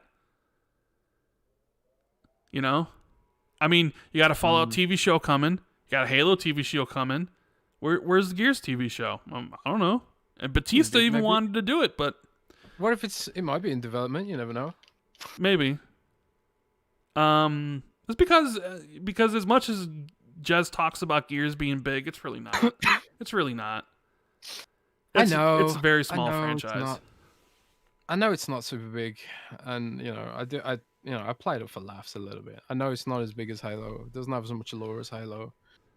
It doesn't have probably as much potential as Halo. Like, how could you make a Gears battle royale like on Unreal Engine? I don't think you could do it. You know, there's a lot of barriers to Gears becoming a bigger franchise than it is, and there's a lot of reasons we could get into as to why that is, fair or not, but I like it at the same time, and I do think it has the potential to be that kind of a pillar franchise for Xbox, as in the sort of vein of God of War as a cinematic action game. I really do think if they enhanced Gears combat and just stopped relying on the same formula forever in perpetuity. Like the game gives you chainsaws, but you can only do one ability with the chainsaw. Like why isn't there like more attacks with the chainsaw, for God's sake? Just stuff like that, just simple stuff. But can they build it out, or should it just be shelved? I don't know. But after playing Elden Ring and seeing what some of these other studios are doing to push out the variety of their what you experience in their sandbox, increasingly I look at some of these other games and these other studios and just think there's just a huge amount of wasted potential out there. I don't know. Maybe that's fair, maybe it isn't. That's just how I feel about it. You think it's fair that Elden Ring has a 97 with some of the issues that are going on right now? I guess maybe a better question is, and since you're a reviewer, this goes to you, should you review a game that you haven't finished? Because that came up quite a bit in the Elden Ring reviews. That, the review segment or the review portion, the review window for this game wasn't very long, right? It was pretty long, I thought. Well, I saw a lot of people complaining that they didn't have access to the code for they only had like less than a week to play this game, and considering how big it is, then on some level, I guess. But at the same time, it's like, this is not a story-driven cinematic game. There's not going to be a plot twist in the end of the game that really changes your opinion. You can ride around and see the whole world. You can get an impression of how the game's going to play throughout the rest of it. So personally, I don't think so. Like our reviewer Miles, he put 80 hours into the game. I think 80 hours is enough to tell people whether or not it's worth buying, personally. So I disagree. Well, some people would disagree with you in saying that you shouldn't be able to score a game unless you finished it, regardless of how much time you put into it. Well, they can disagree, but they're wrong. That's just life, isn't it? Sometimes people are wrong about things. I do feel there is a difference in this regard. Like, someone playing a game for 5 hours and reviewing it is a different scenario than someone playing the game for 70 hours and reviewing it, even if both people didn't finish the game, right? Because like 5 hours, like say in that scenario, like the guy who plays for 5 hours of a 20 to 24 hour game, it's like, yeah, I played it for 5 hours, I can review it. But it's like, can you really? 5 hours? I mean, I've basically played Elden Ring for 5 hours. Could I review Elden Ring right now? I don't think I could. I haven't seen enough, right? I haven't done enough. 80 hours. But like, I feel if I played a game, like if I played something for 80 hours and I needed to go another 10 to finish it, I'd be like, I think I've seen and experienced as, enough of the game where it's like, okay, I can score this game, even if I haven't seen the end credits roll, right? Because it's like, what's really, yeah, sure, maybe the ending isn't satisfying, but like at that point, you're talking about journey and destination, right? If my 80 hours in the game were tip-top 10 out of 10, 9 out of 10 experience, but the ending is a little underwhelming, does the overall experience somehow lessen because of that? I would say no. Just in a similar situation of like, if a game you're playing is a 6 out of 10 the whole time, right? And you're not really enjoying yourself. It's just kind of a mediocre game, an average game. You're like, yeah, whatever. And then suddenly the last 5 hours is like 10 out of 10. Does that suddenly change what you feel about that game? Maybe a little bit. Maybe you bump your score from like a 6 to a 7 or something. But I feel for some people it's about the destination, and for others it's about the journey. So, because that was a huge talking point. This game's definitely about the journey. Well, I think most games are about the journey. But some people really are sticklers for the destination. Like, you can't review this unless you saw the end credits roll. But it's like, I played it for 70 hours. Like, I feel like I've seen everything the game has to offer outside of the end credits. Like, nothing's going to change my opinion. So, I don't know, because you see people talking about on Twitter, like, you can't review games, and if you don't finish it and stuff. And I think there's layers to that, right? Someone putting 80 hours into the game, I think, can review it, where someone playing for 5 hours really can't, because 5 hours is nothing. Like, I've played Elden Ring for 5 hours, and I feel like I haven't experienced as, like, just the tip of the iceberg, because that's obvious, right? I would have thought that wasn't the argument, because it's obvious. If we're talking about a game like Elden Ring or probably Starfield, you can't review it on the back of 5 hours or whatever. But I think if you've experienced most of the game, then yeah, you can review it. You can tell people if it's going to be, worth something, because there's not going to be something at the end of the game that ruins the last 80 hours, for me anyway. Yeah. It's whatever. Nightwolf says, Rand, thanks for your input. I'm literally on the verge of breaking down and getting it. I too was not a Souls fan. You think I should give it a try?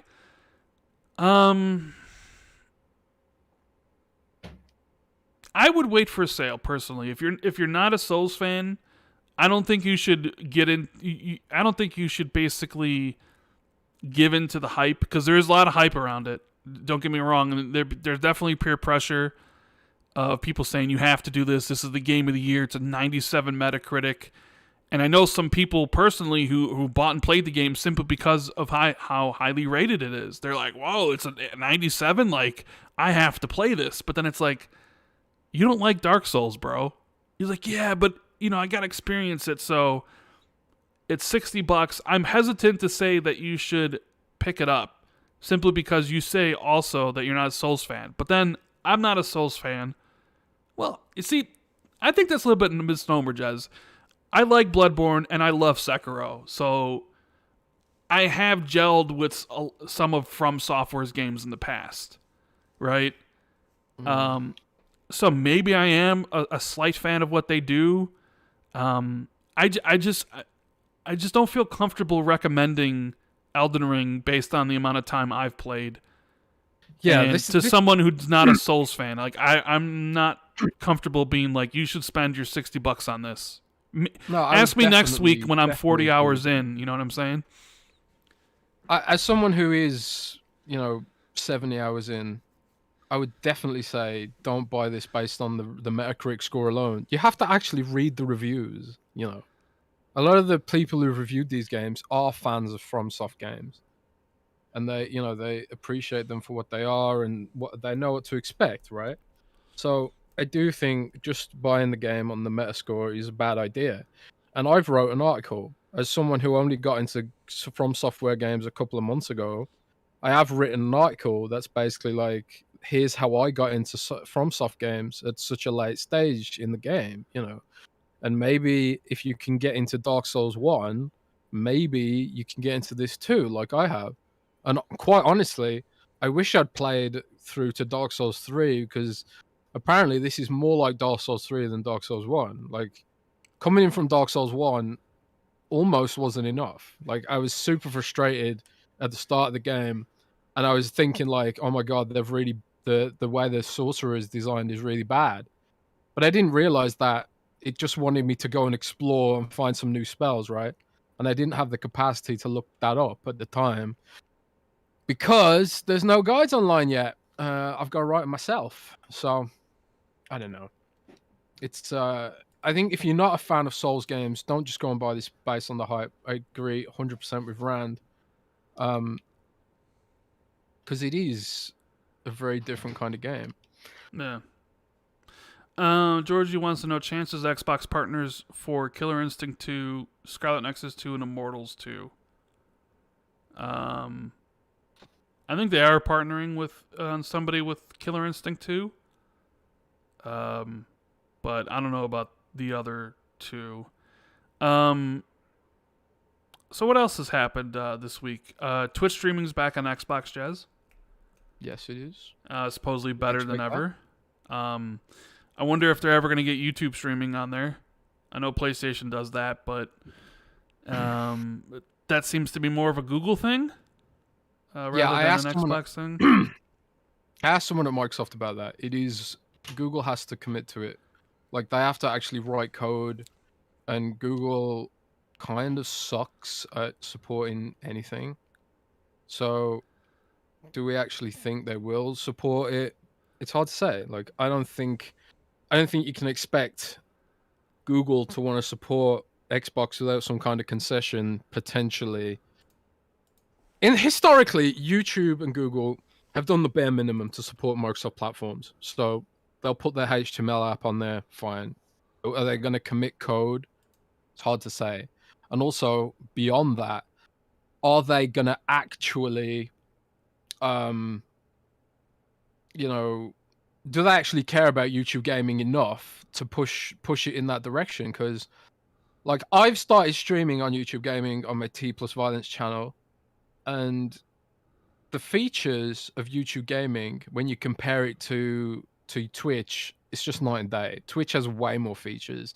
Twitch has way more APIs, way more bots, just everything. It doesn't feel, to be honest, like Google is completely serious about their own platform. In my view, I mean, it's a kind of shitty thing to say, but I can't really see it any other way. It's just like, it's just how I see it as someone who's been using the platform. It just doesn't feel as good as Twitch. But I don't know. Fair enough. Andrew says it's like if only people who play racing games with the steering wheel set up review racing games. Of course they love it. Yeah, but what if that racing gamer went and played a different type of game? Would you? I think there is some value in a review from somebody who isn't interested in something. Like, if someone is a racing gamer and they haven't played a Souls game, or a Tomb Raider game or an Uncharted game, I think there is some value in a review from someone who hasn't experienced that franchise.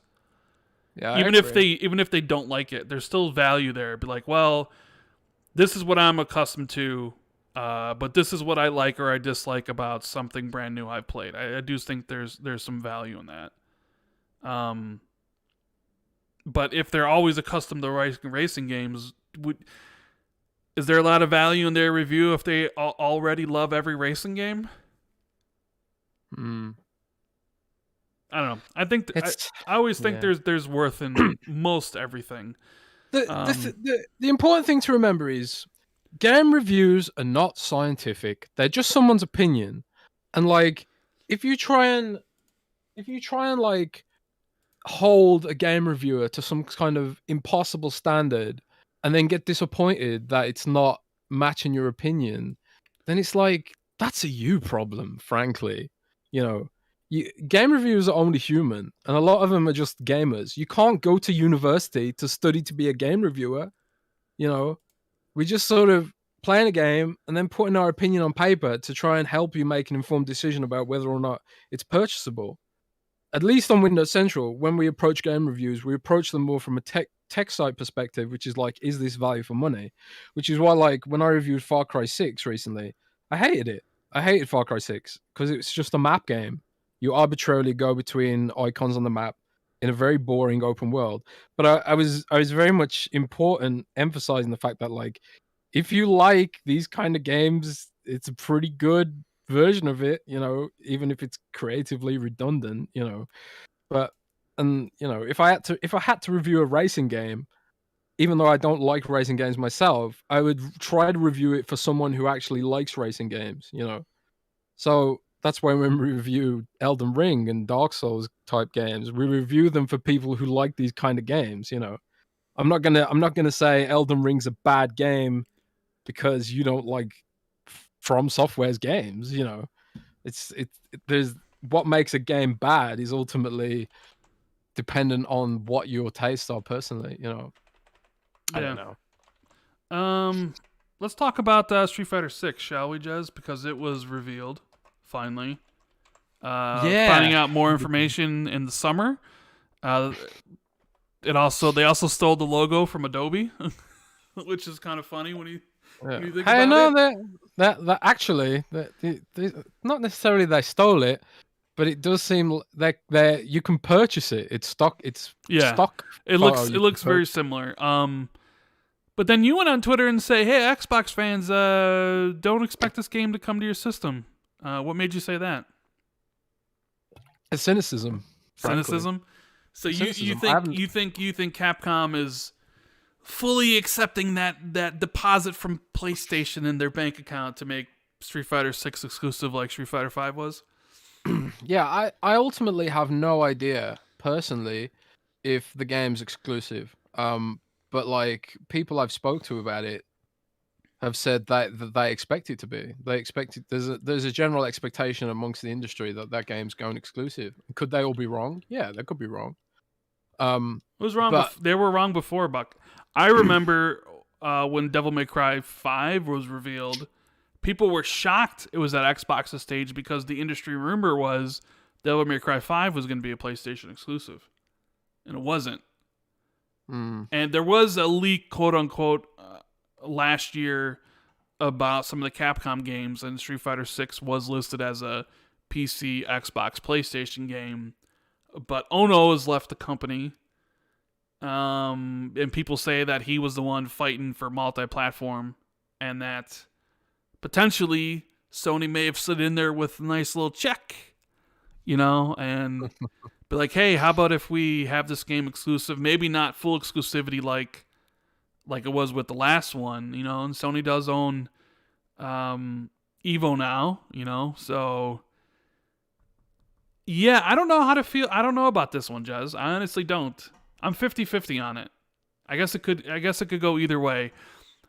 You know, them saying find out more information this summer could easily be we see the game again at a Sony show.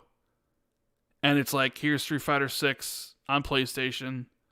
And we don't hear anything about an Xbox version. Yeah, everyone's Idle Gore is the same thing. Final Fantasy Origin. I remember when everybody thought that was going to be a PlayStation exclusive, and then it ended up, you know, wasn't. Street Fighter 6. Maybe Xbox goes to them, throws some money at it, and says, "Hey, here's a whole bunch of money to become on Game Pass. We know you missed the last version. Wasn't on our system. We're willing to spend a lot of money to make sure the game comes to Xbox and is in Game Pass day one to make up for it." I don't know how that's gonna really. I don't know. I don't know how it's really gonna play out. I'm not sure. I don't. I've been told that like more recently in sort of the industry, there's been a bigger expectation in more recent years about having to pay for content, you know. And I don't know if this was always the case, but it seems like these days a lot of big publishers have realized that, you know, Microsoft and Sony will pay money for exclusivity. So basically both companies compete and bid and, you know, try to outbid each other for exclusivity, and they're just like, well, you know, if neither of you want to go this far, then maybe you can just like, you know, share it for this much money or whatever, you know. And there's sort of those kind of, I don't know what you call them, discussions going on about the money aspect in such a way that I don't think really happened to the same degree that it does now. But again, I could be wrong. It could be something that's always happened, but it certainly seems like it's something that Microsoft at least is going to have to deal with a lot over the years. as they remain the second platform ultimately, or well, third platform if you count Nintendo Switch. But at least, can you imagine if the Nintendo Switch was as powerful as an Xbox? Like it'd complicate things even more for them, I think. But I don't know. That's a completely different discussion, I guess. But I will say right now, I'm going in with the mindset that Street Fighter 6 is not coming to Xbox. That's my initial mindset. One of the reasons I said that was if you have that mindset, then you can't be disappointed. Because if you expect it and it doesn't come, then you're going to be disappointed, right? Is that unreasonable? Yeah, but I also feel that that's something Phil and them have to change. Like, Street Fighter is a big franchise. Yeah, it is. And it's one thing, and I don't know. And the fact that you don't even have your own fighter to sort of be like, well, yeah, we have Street Fighter, but we got Killer Instinct 2, which supposedly they are working on, but it's going to take some time. Like, I sort of feel that like sets a bad precedent, because if you're not going to have Street Fighter and you don't have Final Fantasy, what other games can Sony essentially steal from you? Like, are you not fighting hard enough for some of these games? Because people will be pissed. People will be pissed again because basically if Street Fighter 6 is exclusive, there goes the whole fighting genre on Xbox again. Nobody's really cares about fighters is going to get an Xbox for that, because Street Fighter's not on it. So it's like, what's the point? Well, this is another aspect to this argument, Rand. Is that, does it really matter? Because apparently Street Fighter 6, someone told me, like, it didn't even crack 10 million sales. Like, are these games even big? What? Street Fighter 5 didn't sell 10 million? Yeah, sorry. Like, it didn't even sell 10 million. Like, unless, like, I never checked that actually. But if that's true, then it's not as many people as you'd think. Like, it's a bad look for Microsoft because, Street Fighter is a brand name, but like, are these games even that important anymore? Have we as your Fortnites and your Call of Duties and stuff? I mean, I don't think Final Fantasy VII Remake has sold 10 million. Well, that's another thing. It's like a JRPG is even big enough to really matter in the big scheme of things. I don't know. It's an interesting question to pose. Does something like that matter? But then it's like, at that point, like, let's say none of that matters, and Resident Evil then becomes exclusive, and Street Fighter and Final Fantasy. It's like, wouldn't that kind of create a snowball effect? Yeah, I guess so. I mean, it's ultimate. I need to talk to someone at Xbox about this, because I've actually, like, people at Xbox have told me things like that, like, but like, everyone complains about JRPGs, for example, but like, they don't sell anything, and it's like, well, okay, they don't sell anything, but like, you've got this chilling effect where people wonder what other game isn't going to come to the platform. Like, another thing was, supposedly Mortal Kombat sells more than Mortal Kombat sells way more. It's way bigger. Yeah, which is surprising, the way Mortal Kombat, and like, if you look at the esports figures for these games, like, it always seems a bit like, I don't know, Street Fighter is way bigger, but I suppose, like, the benefit of that, on the flip side of that, is that Mortal Kombat actually has a story mode that people can play. That's actually really good, whereas Street Fighter maybe not so much. I don't know. It's an interesting discussion to have, I guess. Yeah. What about supposedly Call of Duty 2023 being delayed? Surprise! Yeah. Right when Activision gets acquired, they're delaying Call of Duty. What do you know? Yeah, I think, like, that's a really interesting scenario, because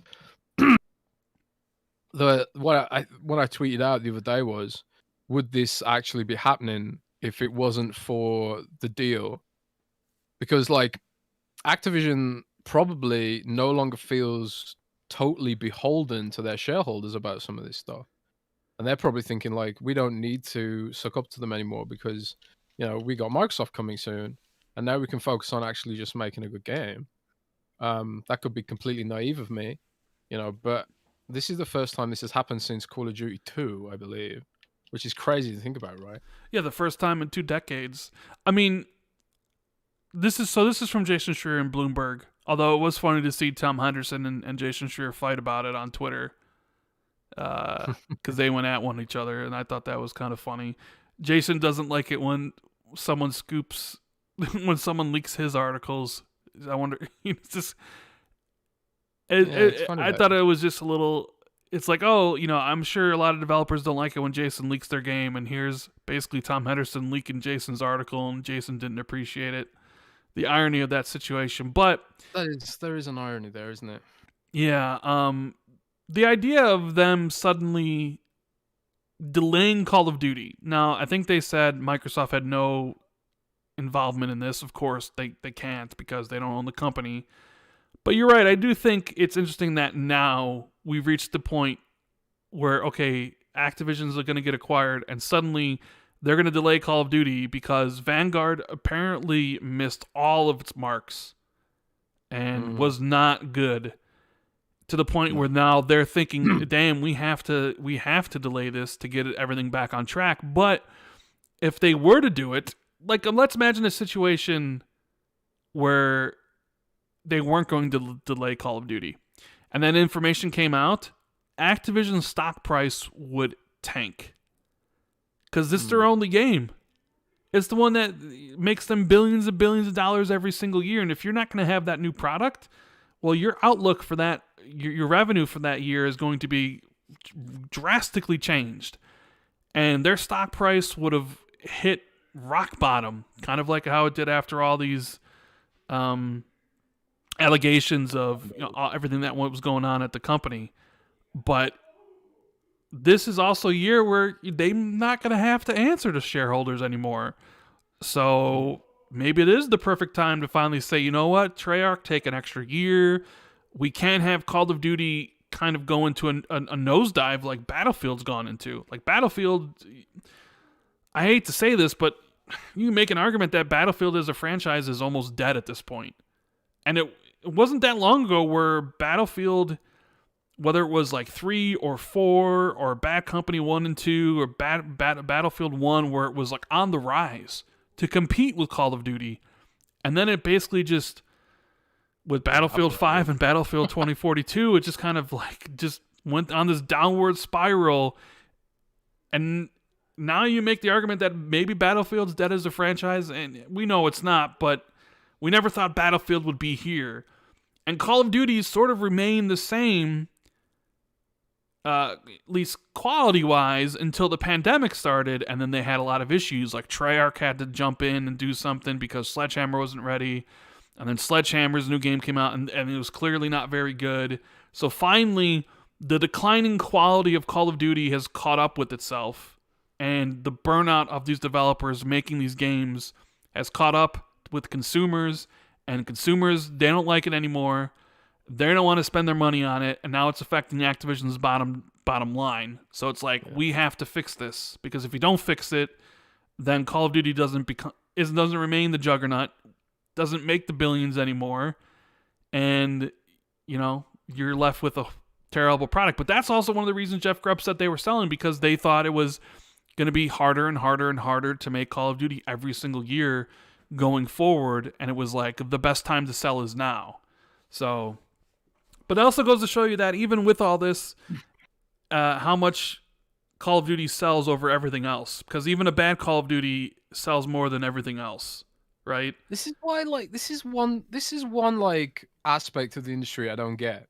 Like, I realize that in capitalism, companies have to, to prove to shareholders they can grow indefinitely forever. But it's becoming increasingly unrealistic to expect games like Call of Duty to grow in a world where there's so much competition for our time and our, personal investment in just general stuff. I don't know what they can realistically expect. Like, what do they expect?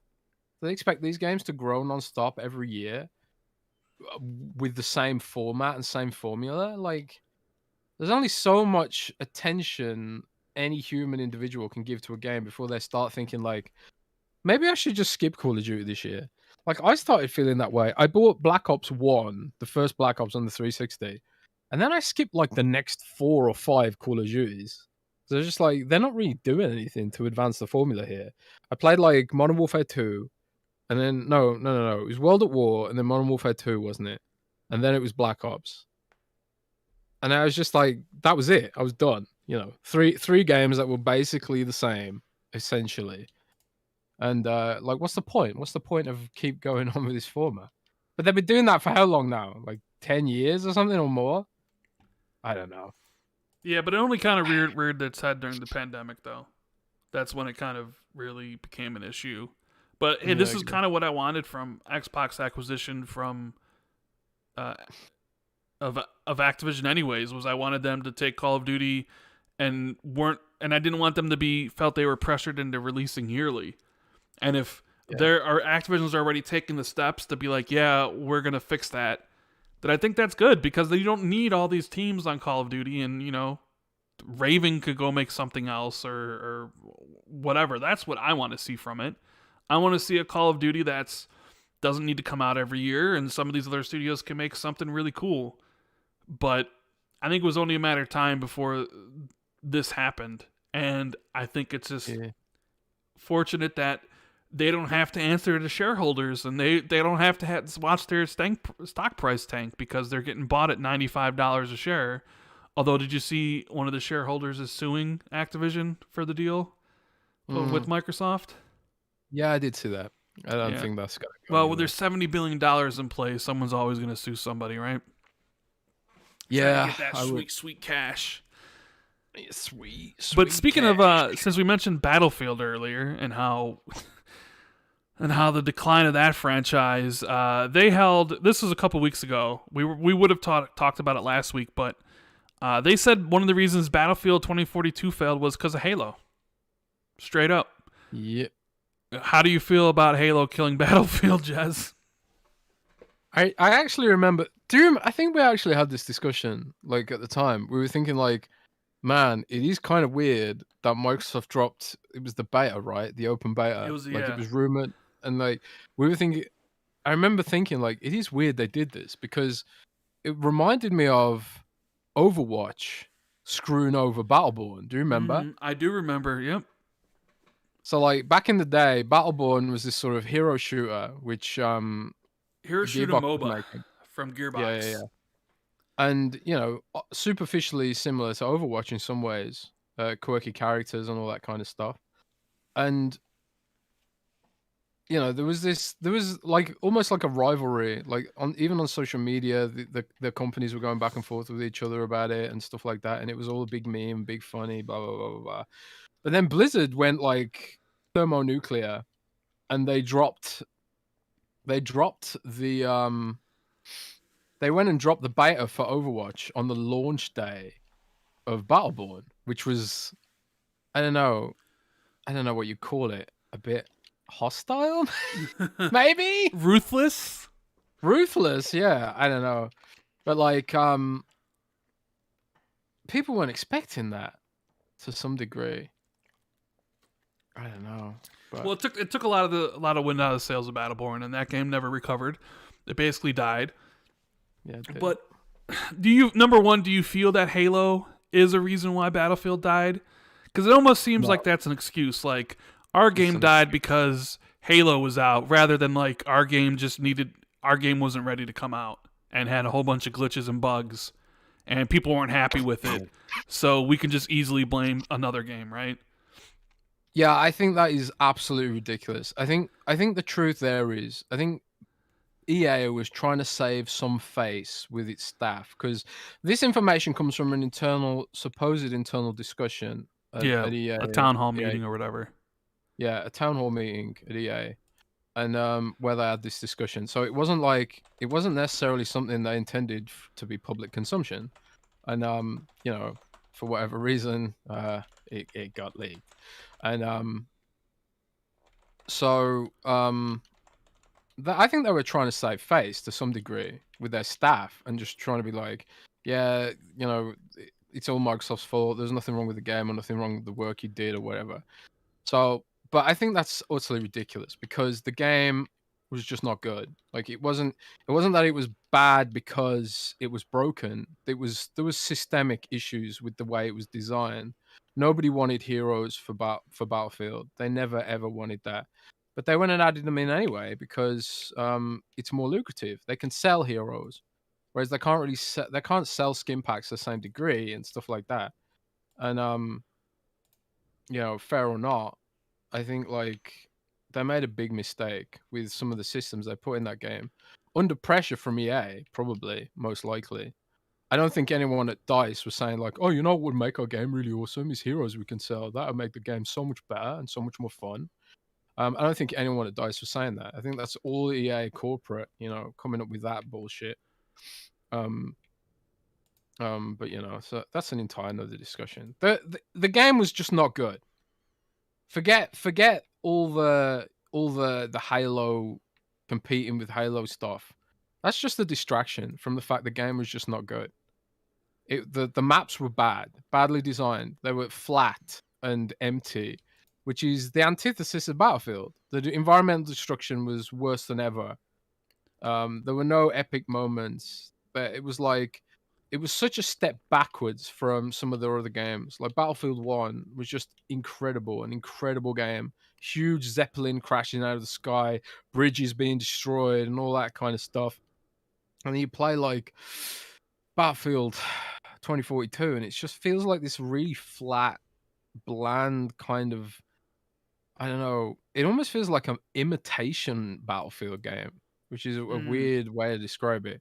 It feels like, I don't know, almost like a spin-off, It's weird. It's uncanny, and it's a shame because I'm a Battlefield guy, Rand. I'm not the kind of guy who usually plays Call of Duty, but this year Call of Duty ended up being my go-to shooter, which is really not what I expected to be saying. Like I first started playing Battlefield and I was getting into it and I was like, "Oh yeah, this is cool. I got my cool ass, my cool weapons, and oh wow, I just blew up a helicopter. That's cool. You could do that in the other Battlefields too, obviously." And but like the more I played it, the more I realized, damn, this isn't Battlefield. This is something weird and strange, and I don't like it. I don't want it, you know. So I don't know. I want to believe they can fix it and get back on their feet for the fans more than anything, really. But at the same time, like DICE has lost a lot of its key personnel in recent years. Yeah, they And have. I don't. Yeah, I don't know if they can, but they've put what's his name, Vince, in charge, and maybe Vince can pull it all back and perform a miracle. The guy seems to be a miracle worker, but I guess we'll just have to wait and see. Like, my expectations for all of EA's franchises right now is very, very low, very minimal. They released a blog post for Dragon Age 4 recently, and as you know, and those who know me, Dragon Age is a big game that I love. I love Dragon Age, but unfortunately, the handling of that franchise has been absolutely awful. Like since Inquisition. Inquisition was not a bad game by any means. It was a pretty good game actually. And it had some really great DLC. But since then, like we haven't seen another Dragon Age, and they put the team on Anthem, which was an unmitigated disaster. And also, obviously, we got the disaster that was Mass Effect Andromeda. So, like, how can you even like start to have any serious expectations of what that studio can do anymore? Like, it's hard, it's hard to have any expectations for what EA can put out. But maybe I'm just, being over the top cynical with it. I don't know. How do you feel? Let me ask you this. Let me take this conversation in a different direction. Let's imagine that, like EA and DICE feel what they're saying, that Halo is the reason for it failing. Let's say they truly believe that, and they're not using you as an excuse. Does that really affect EA's relationship with Microsoft? Would they look at it and be like, you purposefully sabotaged our game? Like, how does that change their relationship, or does it change their relationship at all? I don't think it does, because I don't think even EA believes it. I think they just said that internally to placate people. I don't think EA believes that because it's just a lie. Like how could they possibly believe that? It just does not compute for my money. So personally, I don't think it affects their relationship because I don't think EA even believes it. That's like hilariously embarrassing if like, you know, if they really truly do want to blame Halo, because Halo had a mountain of problems too, and it still does. Like anemic amount of content, still no co-op systems, servers were broken, big team battle was broken for ages. So let's not pretend, EA, that Halo's launch was smooth either. You know, huge amount of issues with Halo Infinite, especially when you consider how much they spent on it, how much was spent on it, how many years it was in development, and to ship in the state that it did ship in. I mean, thank God they actually got a product out that was actually pretty decent, but you have to sort of put things into perspective, EA. Halo didn't have a particularly great launch either. So if you're saying Halo is the reason your game failed, you've got like a big problem to solve. I don't know. Yeah, I mean, Halo did have a pretty good launch. I think it did well enough. I mean, it's seems to be a little dead on PC at this point, which I expected to be with no battle royale and no new content until still another 3 more months apparently before there's any new content. And almost to me, the whole thing with Halo Infinite, and I did see it won the DICE awards for like best online game and best like action game, which is great. You know, the thing where Phil was at yesterday, where he got the Lifetime Achievement Award. The worst thing I say about Halo is that they nailed everything about the game except for the live service aspect of the game. And maybe they can make a return to form with that stuff, because the only time I see people talking about Halo nowadays is basically complaining that there isn't anything new, and there hasn't been for months. So it's like, yeah, the gameplay's great, maps are good, but where's all the new content? I thought this was supposed to be live service for 10 years, and there's nothing. Yeah. There's like nothing there. Sean says Rand didn't like Souls because of how hard it was to get achievements. That's not true whatsoever. That's not true at all. Because I could just play it in co-op and get all the achievements like I did for Dark Souls 1. So it had nothing to do with how hard it was to get achievements. I never let achievements dictate whether or not I wanted to play a game. If it was a game I really wanted to play, I played it regardless. You're the guy who played Bobby Sword's Adventure achievements. Sure, I did play that, and I would admit that was strictly for achievements, but I never, ever didn't play a game because of the achievements. I may have played games for the achievements, but I never not played a game because of the achievements, if that makes sense. Solid Kleenex wants to know if we're excited, as he is, about the Sega Atlus announced Soul Hackers 2 on Xbox. I'm not. I mean, I hope for all you Atlus fans on Xbox, I hope that means bigger and better things, like maybe Persona on Xbox, but no, I'm not interested in Soul Hackers 2, but I'm glad you're getting the game. I'm glad all my Atlus RPG dudes out there are getting what they want, and they don't have to play it on a different platform. I just hope my Halo friends, like One Bad Mother in the chat, hopefully he gets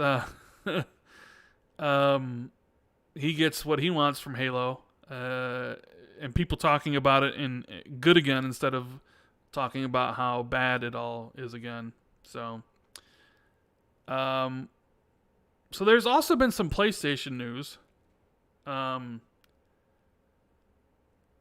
That Shadow Warrior 3 is coming day one on PlayStation Now, Jez, which is interesting because I'm not sure that PlayStation Now has ever done a day one title like this.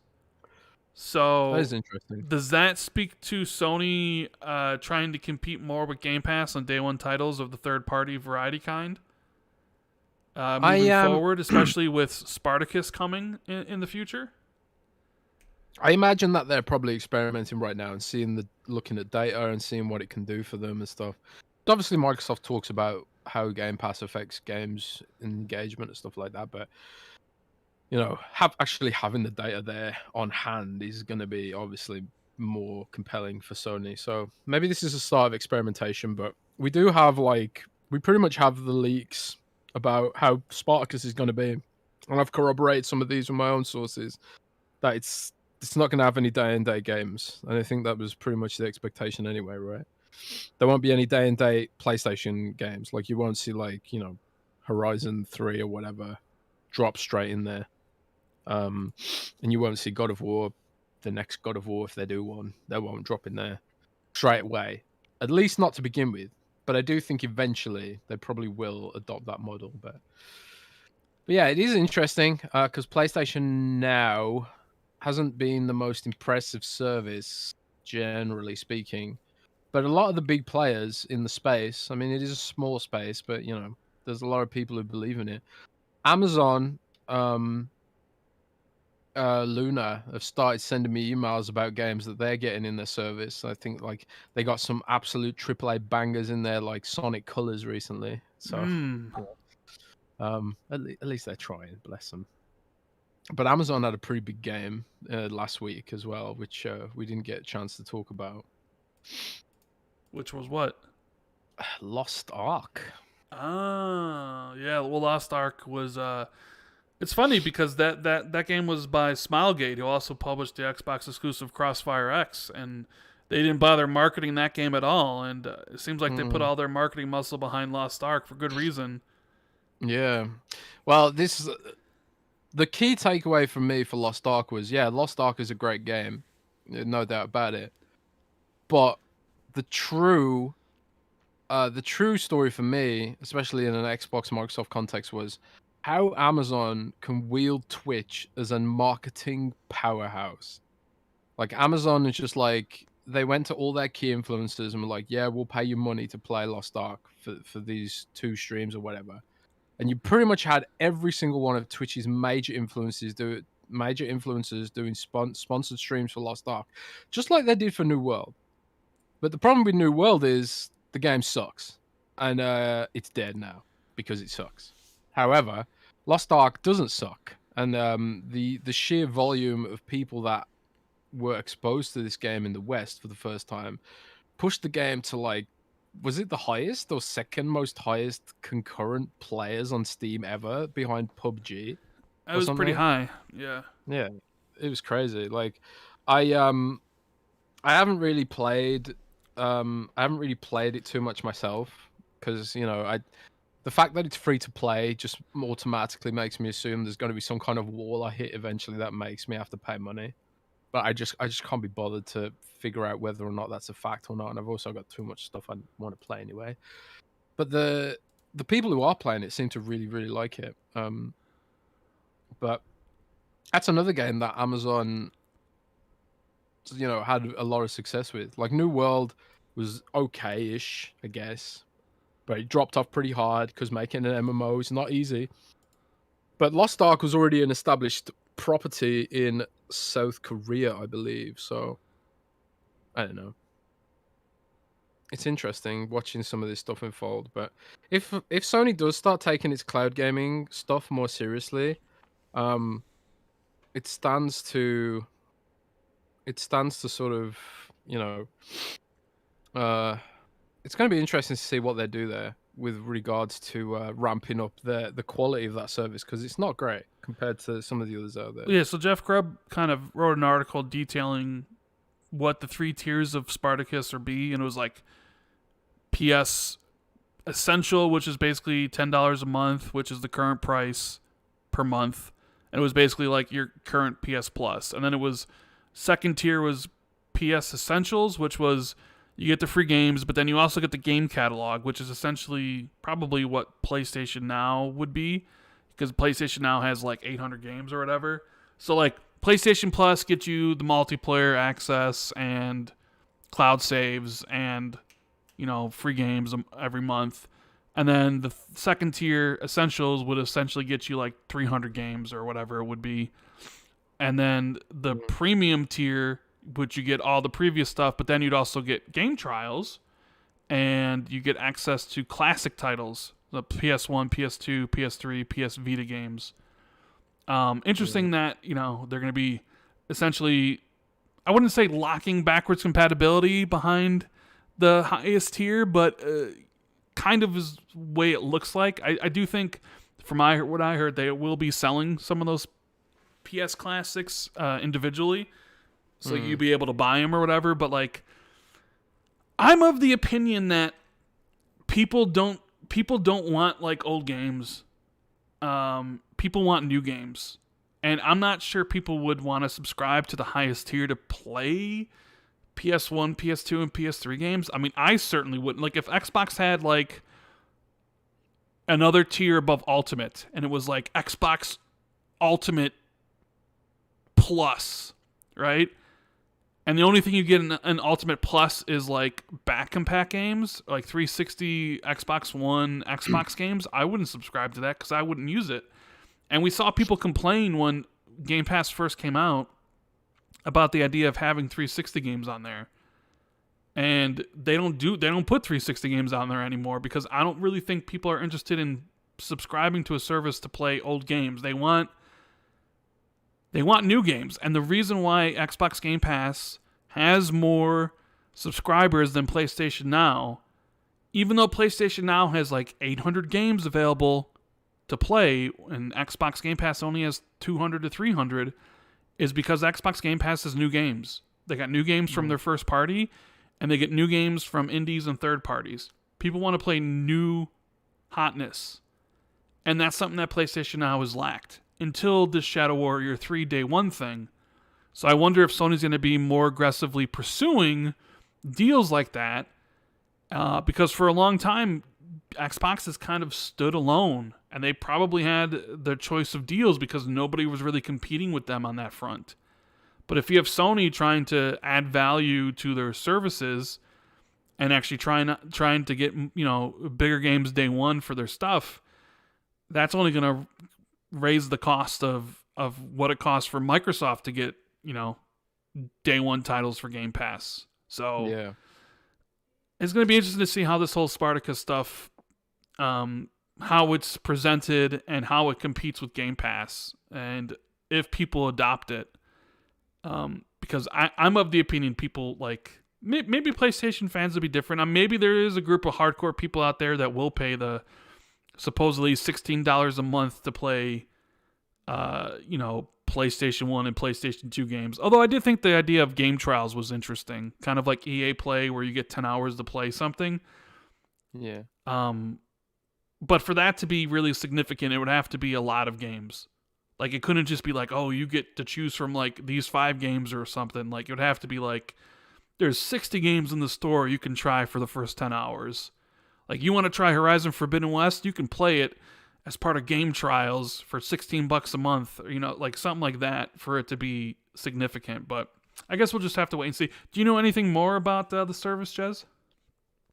Nope, not a damn thing. But I am digging. Always digging.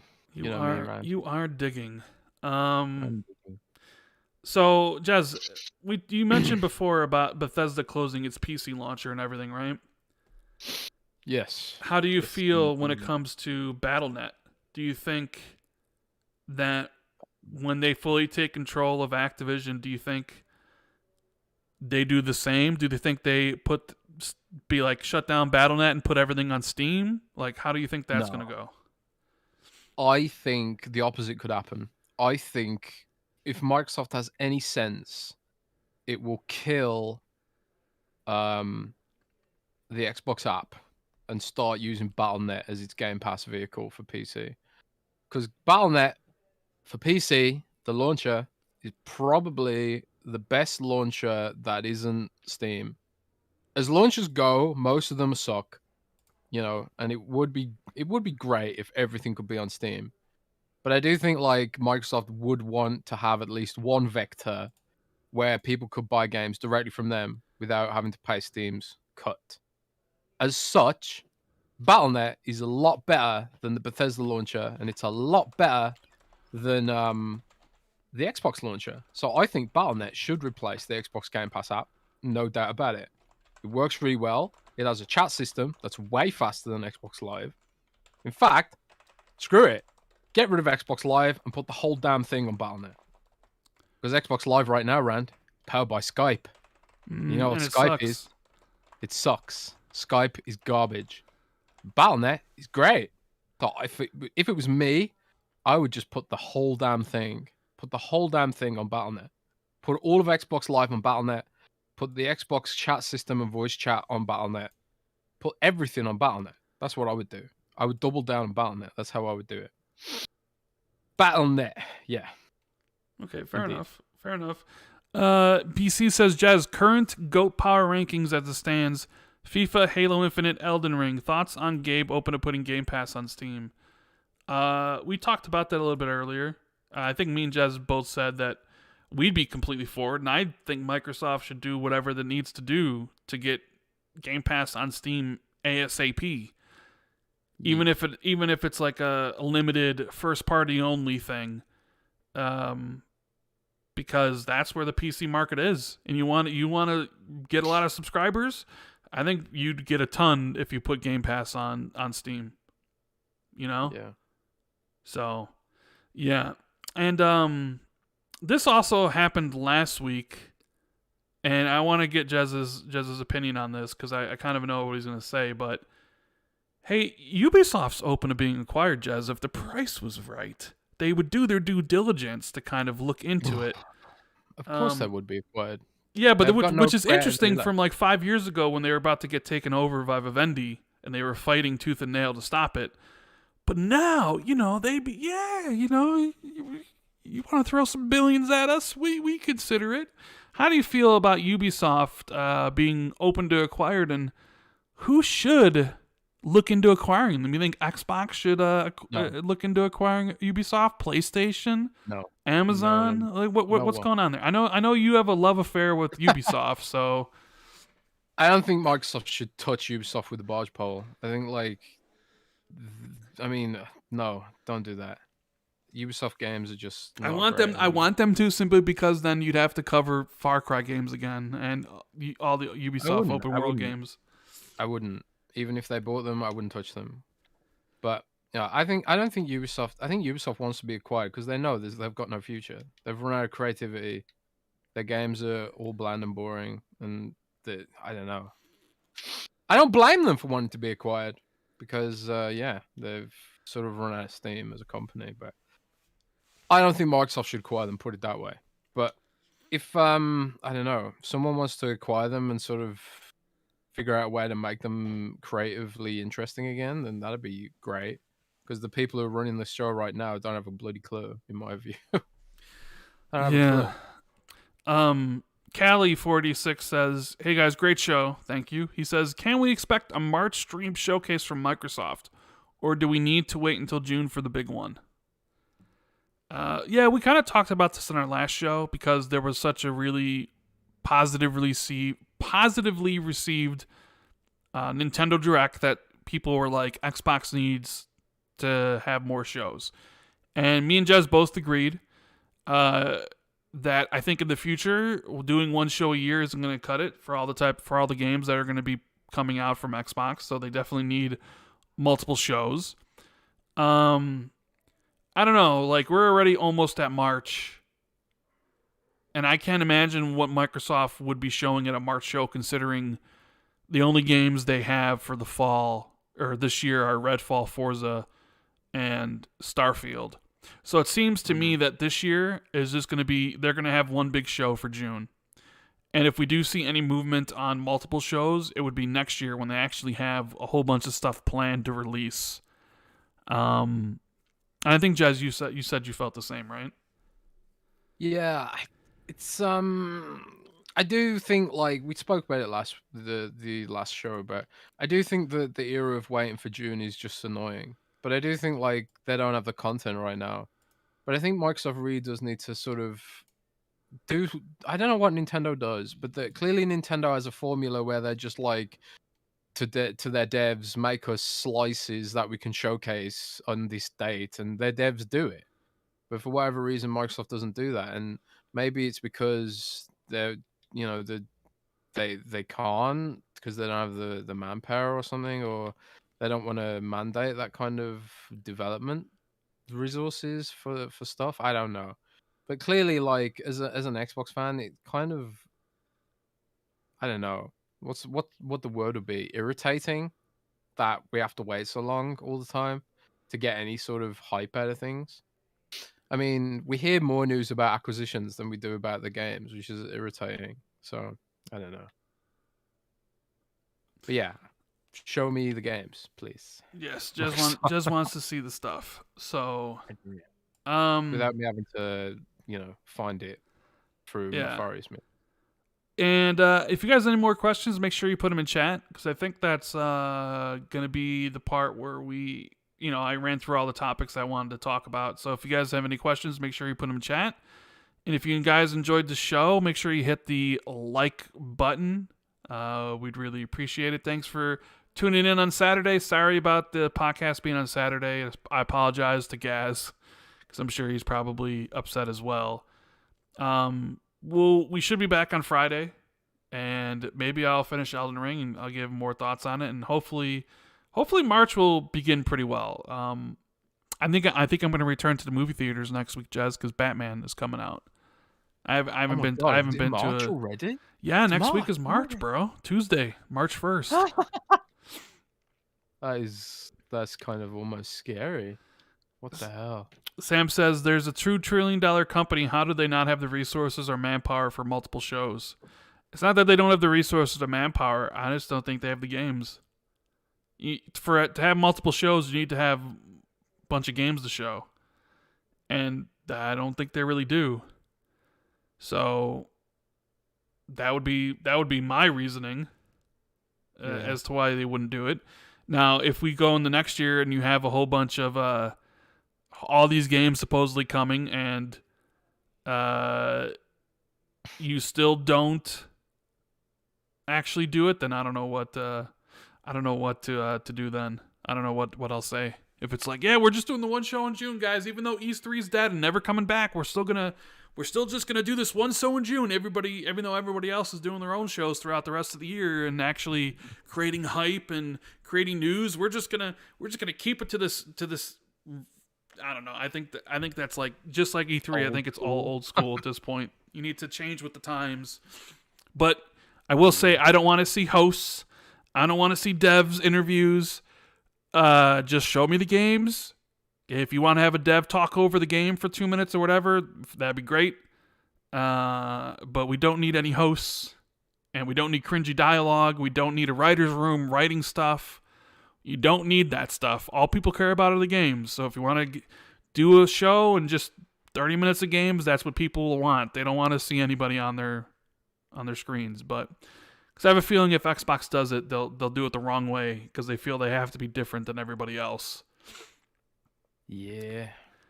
Sherman Jacob says, any news on the rumors of Forza Horizon 5 DLC? I did see that Woodstock DLC 1 was being tested. Jez? Yeah, indeed. So I can never pronounce their account properly, but they've got Lumia in their account. It's an old school Italian Microsoft leakster who used to leak Windows Phone stuff back in the day. Bless them. They are very active on what Microsoft's doing with the store. They have some kind of access to it. And they know when Microsoft's doing different things on the store with regards to betas and stuff like that. So yeah, they do tend to discover when Microsoft is doing cool stuff with their DLC and their Insider program and stuff like that. So I think this is beyond a rumor. I think this is definitely true. It's definitely happening. They're definitely testing the DLC. Woodstock is the code name for Forza Horizon. So yeah, it certainly does seem to me like we're going to get some DLC for the game this year, but I have no idea. Well, we usually exactly do. what that is. We always usually get 2 DLCs. There's usually one a few months after the game, and then like one at the end of the year, for when the game launches, after the game launches or whatever. So yeah, looking forward to seeing what the Forza Horizon 5 DLC is. Face, as well as Whittier, wants to know if I'm playing Horizon Forbidden West. I bought the game. I haven't played it yet. Still have to play Zero Dawn. But I got really into Sifu, and then I was going to play Elden Ring. So once I finish Elden Ring, I'll decide as to what I'm going to play if I finish Elden Ring. Who knows? Who knows? Maybe 30 hours from now, I'm just sick of Elden Ring. But Elden Ring first, and then we'll see about Horizon. I don't know, because I'm kind of even to the point now, do I even want to play Zero Dawn? Do I just want to, like, just have a story synopsis of what happened in Zero Dawn and just play Forbidden West? You know what I mean? Like, should I even play the first one? I don't know. We'll have to wait and see how I feel about that. BFG says, did you guys even know that Xbox used to be the main platform for fighting games? And the only reason we associate with PlayStation because of the Xbox One gen fuck up? Well, a lot of things were... a lot of things used to be associated with Xbox during the 360 era. Like Call of Duty. And then Xbox screwed everything up. Yes, they did. Yeah, I don't think it's to be understated how a severe screw up the beginning of the Xbox One generation was. It was a big screw up. Yeah. Big screw up. Really big. Calorix wants to know, great show as always. Wanted to ask, with people being recruited in the war in Ukraine, do you think Stalker 2 is delayed indefinitely? Who asked that? Calorix? Who cares is my response to that. Care about the lives of the people there. Fuck the games. That's my response to that. Yeah. Martin Reed says, do you guys know about game marketing itself as Sifu? Do you guys know about a game marketing itself as Sifu on the Xbox Marketplace at the moment? Is there a game marketing itself as Sifu? But then I think the Windows Store does have that problem where, like, there's like a Spider-Man game on there with using the PS4's box art as Spider-Man, but it's like some pixel art game. I think they have problems with that because I think you can, like, upload whatever sort of, like, box art you want or name something that you want. So I'm not surprised there's a game called Sifu, but it has nothing to do with the actual game. So so let's see. Peter says, Xbox marketing people outside of Twitter are really lacking. Thoughts? Yeah, I've always said that Xbox does a great job of marketing on Twitter, but outside of that, it's kind of I don't know. I feel like they need to do better outside of that, but what do I know? But yeah, you know what? I think that's all the questions I see in chat. So I want to thank everybody for being here on Saturday. We'll be back next week. Hopefully there'll be a lot to talk about. So thank you guys so much for tuning into the Xbox 2 podcast. And have a great weekend, guys. Take care, everybody.